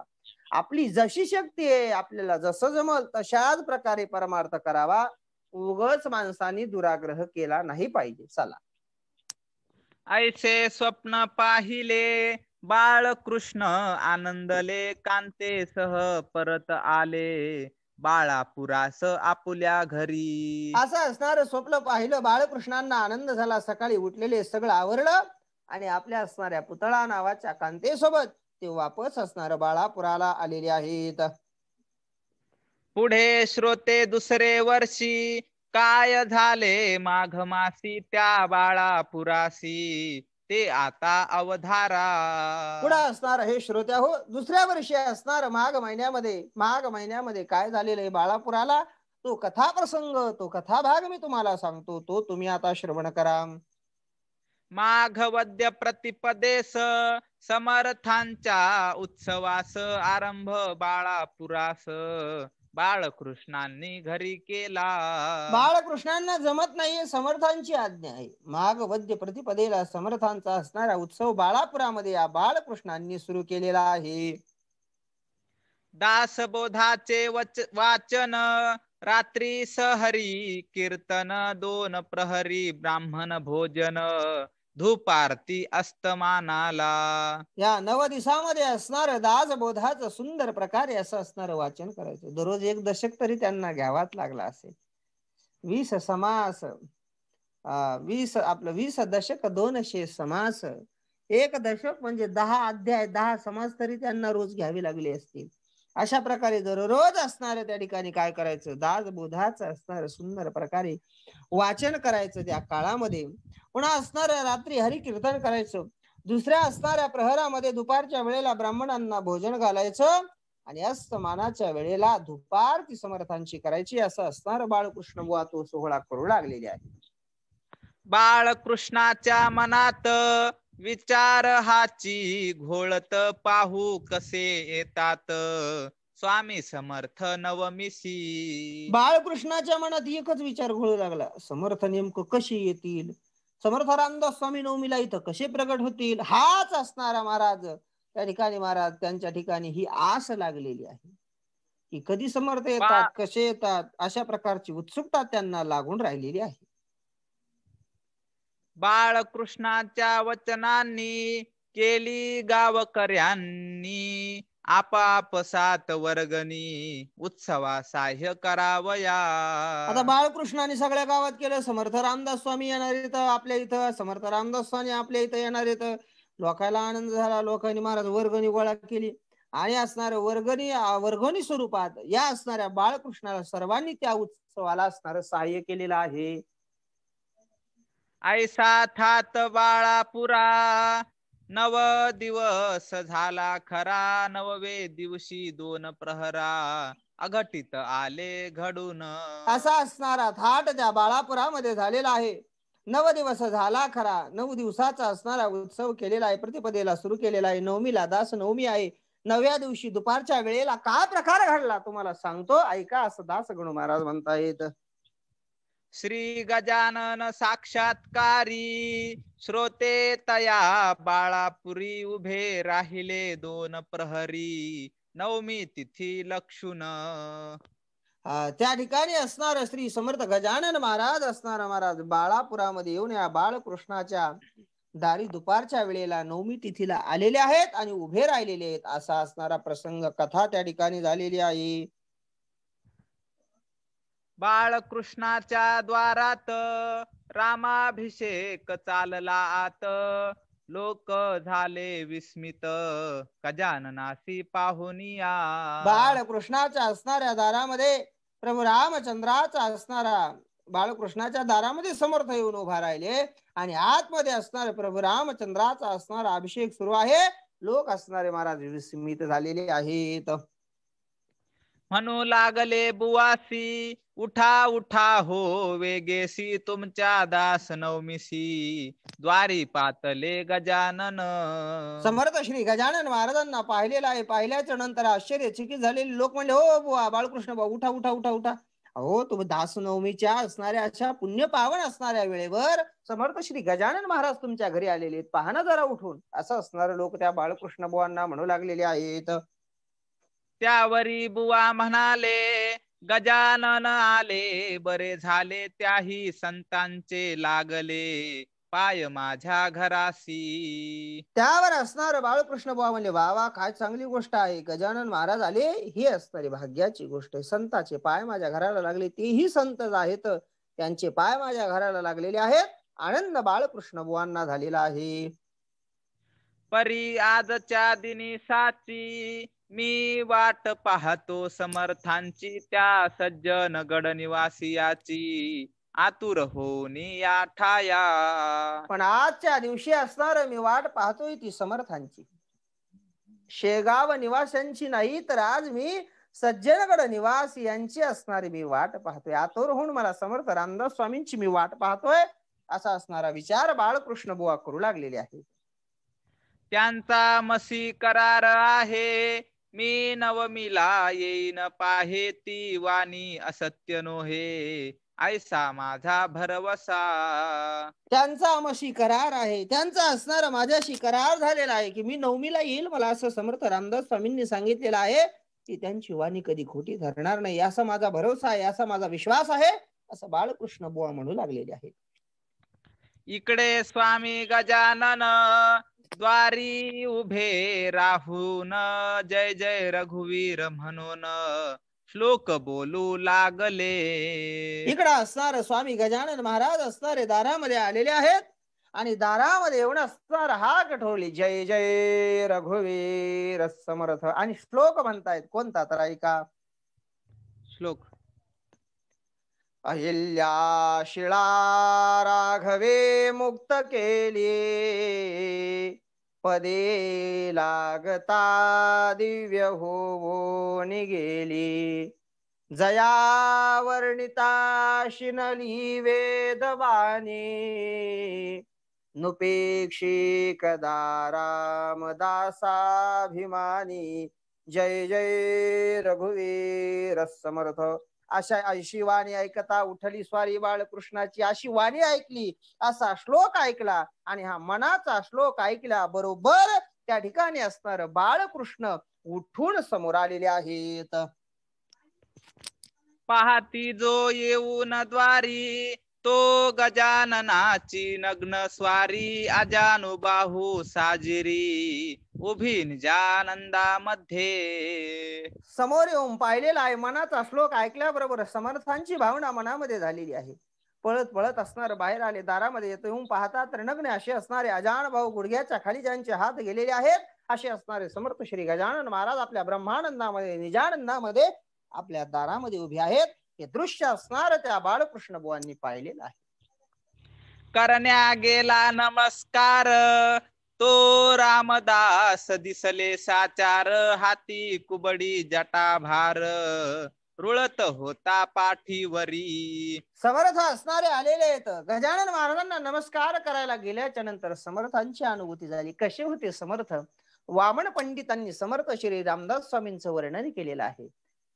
शुका सारिखे पूर्ण वैराग्य ज्याचे, वशिष्ठा परिज्ञान योगेश्वराचे, कवी वाल्मिका सारिखा मान्य ऐसा, नमस्कार माझा सद्गुरु श्री रामदासा. वामन पंडितांनी समर्थांचं वर्णन केलं महाराज. असे असणारे समर्थ महाराज, त्यांची अनुभूती आली. नमस्कार करण्याकरता पुढे गेले की रामदास स्वामी आहेत असं वाटू लागलं. हातामध्ये असणारी कुबडी आहे, डोक्यावर असणारा महाराज जटाभार आहे. अशा प्रकारे हातामध्ये कुबडी जटाभार असणारा महाराज पाठीवर रुळतोय. अशा प्रकारचं असणारं दृश्य त्या ठिकाणी त्यांना वाटू लागलेलं आहे. भाली त्रिपुंड उभासाचा, होता गोपी चंदनाचा, नेसलेल्या लंगोटीचा, रंग होता हिरमुजी. भाली त्रिपुंड उभासाचा, त्रिपुंड असणारा आपल्या कपाळावर समर्थांनी लावलेला होता. होता गोपीचंदनाचा, गोपीचंदनाचा असणारा त्या ठिकाणी पुन्हा त्रिपुंडही होता. गोपीचंदनही असणारं कपाळाला होतं. नेसलेल्या लंगोटीचा. समर्थ श्री रामदास स्वामी हे लंगोटीवर राहत होते. कोणता असणारा रंग होता? या ठिकाणी दासगणू महाराज वर्णन करतात. हिरमुजी, कावाने जे रंगवलेलं वस्त्र असतं, त्या कावाने रंगवलेल्या वस्त्राला असणार त्या ठिकाणी महाराज हिरमुजी असा प्रकारचा कलर जो असतो, थोडा भगवा असा थोडा कलर येतो तो. म्हणजे त्याला निवळ भगवाही म्हणता येणार नाही, पिवळाही म्हणता येणार नाही, पण असा एक भगव्या साईडचा असणारा एक असा रंग त्यामध्ये निर्माण होतो, त्याला हिरमुजी रंग असं म्हणतात. अशा असणाऱ्या रंगात त्या ठिकाणी लंगोटी समर्थ श्री रामदास स्वामींनी धारण केलेली होती. असा अनुभव त्यांना आलेला आहे.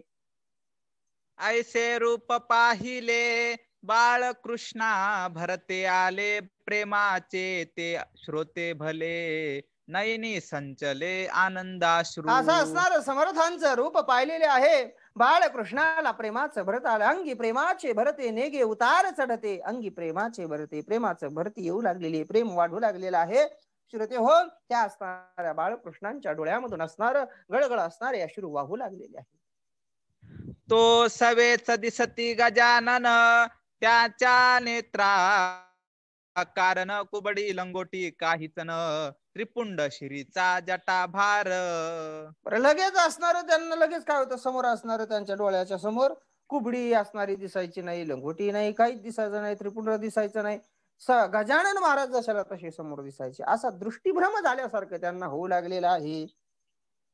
पुन्हा त्याचे हताश व्हावे, तो रामदास स्वामी दिसावे, पुन्हा जो निरखून पहावे, तो मागुती गजानन.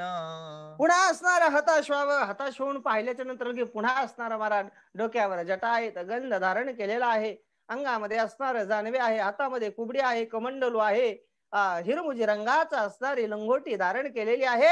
असे असणारे दैदिप्यमान शरीर काठी उत्तम असे असणारे समर्थ रामदास स्वामी लगेच डोळ्यासमोर दिसायचे. पुन्हा निरखून पाहायचे तर पुन्हा समर्थ श्री गजानन महाराज दिसायचे. अशा प्रकारची अवस्था त्या बाळकृष्णाची होऊ लागलेली आहे. ऐशी स्थिती झाली खरी, सिनेमाच्या खेळापरी, घोटाळलासे अंतरी, कोढे काहीच उमगेना. अशी असणारी स्थिती त्यांची झालेली. सिनेमाच्या खेळापरी, सिनेमामध्ये असणार कधी कधी डबल रोल असणार एकच व्यक्ती साजरी करते, अशा प्रकारचा असणारा हा खेळ इथं झालेला आहे. घोटाळले अंतरली, कोढे काही चौगुमेना. समर्थ श्री आपलं त्या ठिकाणी असणार बाळकृष्ण बुवांना अंतःकरणामध्ये घोटाळले, साशंकित झाले. त्यांना असणार हे काही कोड उमगायला तयार नाही, असं कसं होतंय, नेमकं माझ्या डोळ्याला काय झालंय की मला कधी असणार समर्थ रामदास स्वामी दिसतायत, कधी असणार समर्थ गजानन महाराज दिसतायत. अशा प्रकारे असणारी गोंधळून त्या ठिकाणी बाळकृष्ण बुवा गेलेले आहे. मग म्हणाले गजानन, रामदासासी प्रेमे करून, नको गांगरू देऊ मन, तुझा समर्थ मीच असे. मग समर्थ श्री गजानन महाराज म्हणतात, अरे त्या रामदासाशी प्रेमे करून, रामदासाशी म्हणजे प्रभू रामचंद्राचा दास किंवा जो रामदासी आहे असा तो रामदास, त्या रामदासाला असणार त्या ठिकाणी महाराज त्या बाळकृष्ण बुवांना प्रेमाने म्हणतात, अरे असा गांगारू देऊ नको मनाला, मन विचलित होऊ देऊ नको, मन साशंकित होऊ देऊ नको. अरे तुझा सज्जन गडावरचा समर्थ रामदास स्वामी मीच आहे असा असणार या ठिकाणी महाराज समर्थ गजानन महाराज त्या बाळकृष्ण बुवाला बोलत आहे. मागे बापा गडावरी माझीच वस्ती होती खरी, आता शेगावा भितरी राहिलो येऊन मळ्यात.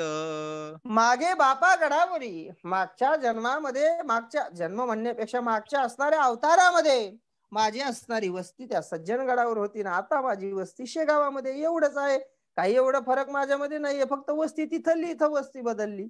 असा असणारा मी तोच आहे.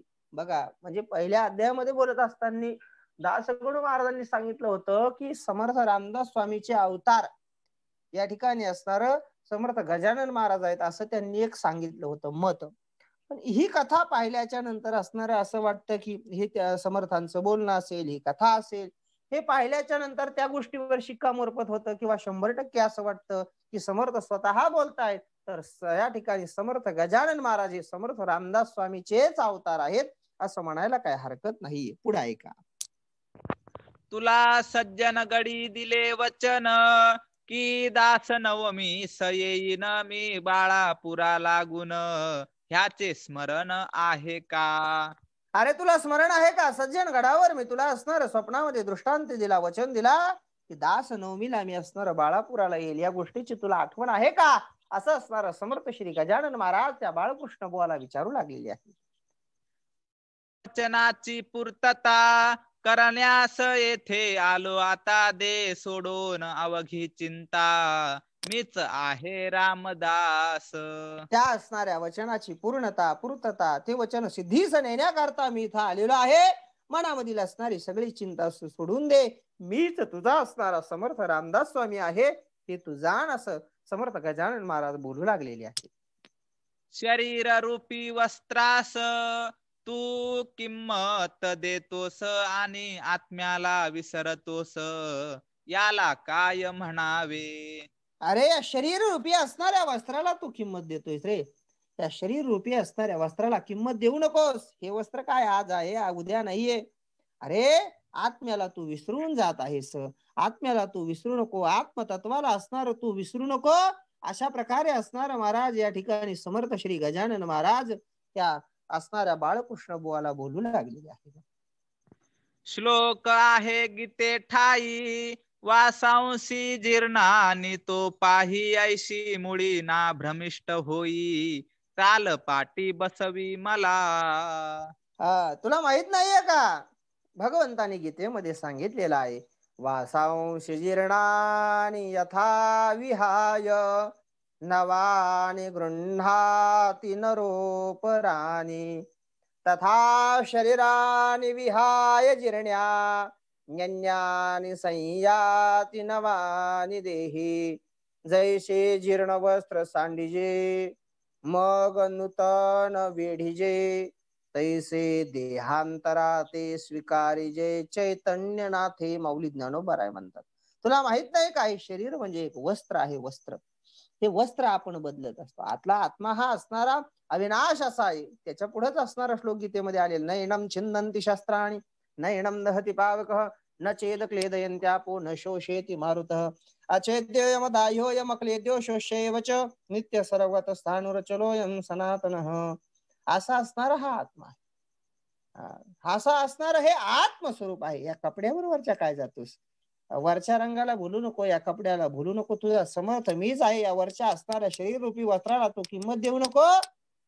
पहा म्हटले, जरा भगवंतांनी जे सांगितलेलं आहे त्याचा विचार कर. चाल आवर, भ्रमिष्ट होऊ नको, शंका मनामध्ये धारण करू नकोस. मला पाटावर बसव आणि मला असणार जीव वगैरे घाल, असं असणार या ठिकाणी बाळकृष्ण बुवाला समर्थ गजानन महाराज बोलत आहेत. बाळकृष्णाचा धरून हात गजानन आले घरात, एका मोठ्या पाठी स्थित स्वामी गजानन जाहले. बाळकृष्णाचा असणारा हात धरला समर्थ श्री गजानन महाराज त्यांना घेऊन असणाऱ्या घरामध्ये आलेले आहेत. एका मोठ्या पाटावर असणार समर्थ श्री गजानन महाराज बसलेले आहेत. बाळापुरी पुकार झाली, गजानन आल्याची ती भली मंडळी धावू लागली, दर्शन घ्याया पायाचे. बाळापुरी पुकार झाली, त्या बाळापुरामध्ये असणार पुकार झालेली आहे, हाक असणारी झालेली आहे, बोलबाला बाळापुरामध्ये झालेली आहे, बातमी पसरलेली आहे. गजानन महाराज आपल्या बाळापुरामध्ये आलेले आहेत. सर्व असणारे गावकरी मंडळी समर्थ श्री गजानन महाराजांच्या दर्शनाकरता धावत धावत येऊ लागलेले आहे.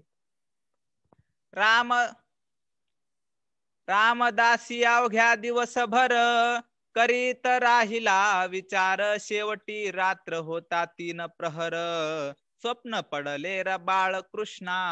आता रामदासी अवघ्या दिवसभर. आता कसं आहे, माणसाचं भोळं मन असतं. एखाद्या रूपावर माणसाचं प्रेम जर जडलं भगवंताच्या, तर तेच रूप आपल्याला आवडत असतं. नामदेव राय म्हणायचे, देवा हे बघ कटावर कर नाही ज्या देवाचे, नेघे तयाचे दर्शन, नेघे तयाचे. देवा मला कटावर कर ठेवलेलीच मूर्ती आवडते, दुसरी देवाची मला मूर्तीच आवडत नाही. ज्याचं त्याचं प्रेम असतं. मारुती रायाने म्हणावं, मला प्रभू रामचंद्राचंच रूप आवडतं, मला दुसरं रूप आवडतच नाही. ज्याच्या त्याच्या असणाऱ्या हा भावनेचा विषय असतो. तसंच रामदासी बुवांना समर्थ श्री रामदास महाराज आवडायचे. त्यामुळे मनामध्ये सारखं, आता समर्थ जेवले वगैरे, पूजा वगैरे झाली, पण मनामध्ये हाच विचार की समर्थ रामदास स्वामीच होते का गजानन महाराज होते, अजूनही शंका होती. हा विचार करू लागलेला आहे. शेवटी असणार अंथरुणावर पडलेले रात्र असणारे 3 प्रहर झाल्याच्या नंतर त्या असणाऱ्या बाळकृष्ण बुवांना काय स्वप्न पडलं तर ऐका. अरे गजानन माझीच मूर्ती, हल्ली तुमच्या वऱ्हाड प्रांती, संशय मुळी ना धरी चित्ती, तो धरिता बुडशील. अरे त्यांच्या असणाऱ्या स्वप्नामध्ये रामदास स्वामी आलेले आहेत आणि म्हणतात, अरे गजानन ही माझीच मूर्ती आहे, माझंच रूप आहे, माझाच अवतार आहे. फरक एवढा आहे, माग असणारे मी समर्थ सज्जन गडावर होतो, पण आता असणारा मी तुमच्या या वऱ्हाड प्रांतामध्ये आलेलो आहे. मनामध्ये मुळीच कोणत्याही प्रकारचा संशय धरू नकोस. जर तू संशय जर धरलास तर संशयात्मा विनश्यती, तू असणार बुडशील, अधःपतन तुझं होईल. म्हणून संशय सोडून दे. तो आणि मी नाही दुजा, तो आणि मी नाही दुजा, तो आणि मी असणारे वेगळे नाहीत, आम्ही असणारे एकच आहे. समर्थ श्री गजानन महाराज आणि समर्थ श्री रामदास स्वामी हे एकच आहेत. मी तोच समजून करी गजाननाचे पूजन, गीतेचे हे आहे वचन, संशयात्मा विनश्यती. मी तोच आहे असं समजून असणार गजाननाचं पूजन कर, गीतेचं वचन असणार आहे संशयात्मा विनश्यती, हे तू लक्षात घे. अशा प्रकारे समर्थ रामदास स्वामी त्या बाळकृष्ण बुवाला समजावू लागलेले आहेत. ऐशे स्वप्न पडल्यावरी बाळकृष्ण तोषला भारी, मस्तक ठेविले अत्यादरी, गजाननाचे पायावर. असं असणार त्या ठिकाणी महाराज स्वप्न पडलं. स्वप्न पडल्याच्या नंतर बाळकृष्णाला आनंद झाला, मनाचं समाधान झालं, मनातील सर्व शंका निरसन होऊन गेल्या आणि समर्थ श्री गजानन महाराजांच्या पायावर अति आदरानं असणार त्या बाळकृष्ण बुवांनी आपलं मस्तक ठेवलेलं आहे. महाराजा पुलिलीला मीना समर्थ जाणण्याला, तो घोटाळा उकलीला तुम्ही स्वप्न देऊन. महाराज आपली असणारी लीला जाणण्यामध्ये मी समर्थ नाही, आपली लीला मला कळत नाहीये. मी असणार आपल्या लीलेनं साशंकित झालो होतो, भ्रमित झालो होतो, पण तुम्ही स्वप्नामध्ये येऊन मला असणाऱ्या या शंकेमधून बाहेर काढलेलं, या घोटाळ्यामधून असणारा मला बाहेर काढलेला आहे, हा घोटाळा तुम्ही उकळलेला आहे, असं बाळकृष्ण बुवा समर्थ श्री गजानन महाराजांना म्हणू लागलेले आहे. नवमी माझी सांग झाली, न्यूनतान काही उरली, अर्भकावरी कृपा केली, तेने धन्य झालो मी. नवमी माझी सांग झाली, माझी असणारी नवमी ही तिथी सांग झाली, म्हणजे असणारे यथा सांग माझा असणारा हा कार्यक्रम झालेला आहे. तुम्ही वचन दिलं, तुम्ही ते पूर्ण केलेलं आहे. तो न्यूनता काही न उरली, यामध्ये असणारा काही कमीपणा उरलेला नाही. अर्भकावरी कृपा केली, तेने धन्य झालो मी. मी तुमचं लेकरू आहे समर्था, तुम्ही माझ्यावर कृपा केली, खरंच मी धन्य झालेलो आहे, असं बाळकृष्ण बुवा म्हणू लागलेले आहेत. आता काही दिवस राहाया बाळा पुरास, हीच आहे मनी आस, ती पूर्ण करा हो. आता असणार काही दिवस या बाळापुरामध्ये राहा, हीच असणारी आमच्या मनामध्ये इच्छा आहे, तेवढी इच्छा तुम्ही पूर्ण करा, असं समर्थाला त्या ठिकाणी बाळकृष्ण बुवा बोलू लागलेले आहेत. महाराज म्हणाले त्यावर, ऐक माझा विचार, काही दिवस गेल्यावर येईन मी बाळापुरा. महाराज म्हणाले त्यावर, अरे ऐक माझं बोलणं, एक माझा विचार ऐक. काही दिवस गेल्याच्या नंतर असणार मी बाळापुराला येईल, पण सध्या मला असणार तू आग्रह करू नकोस.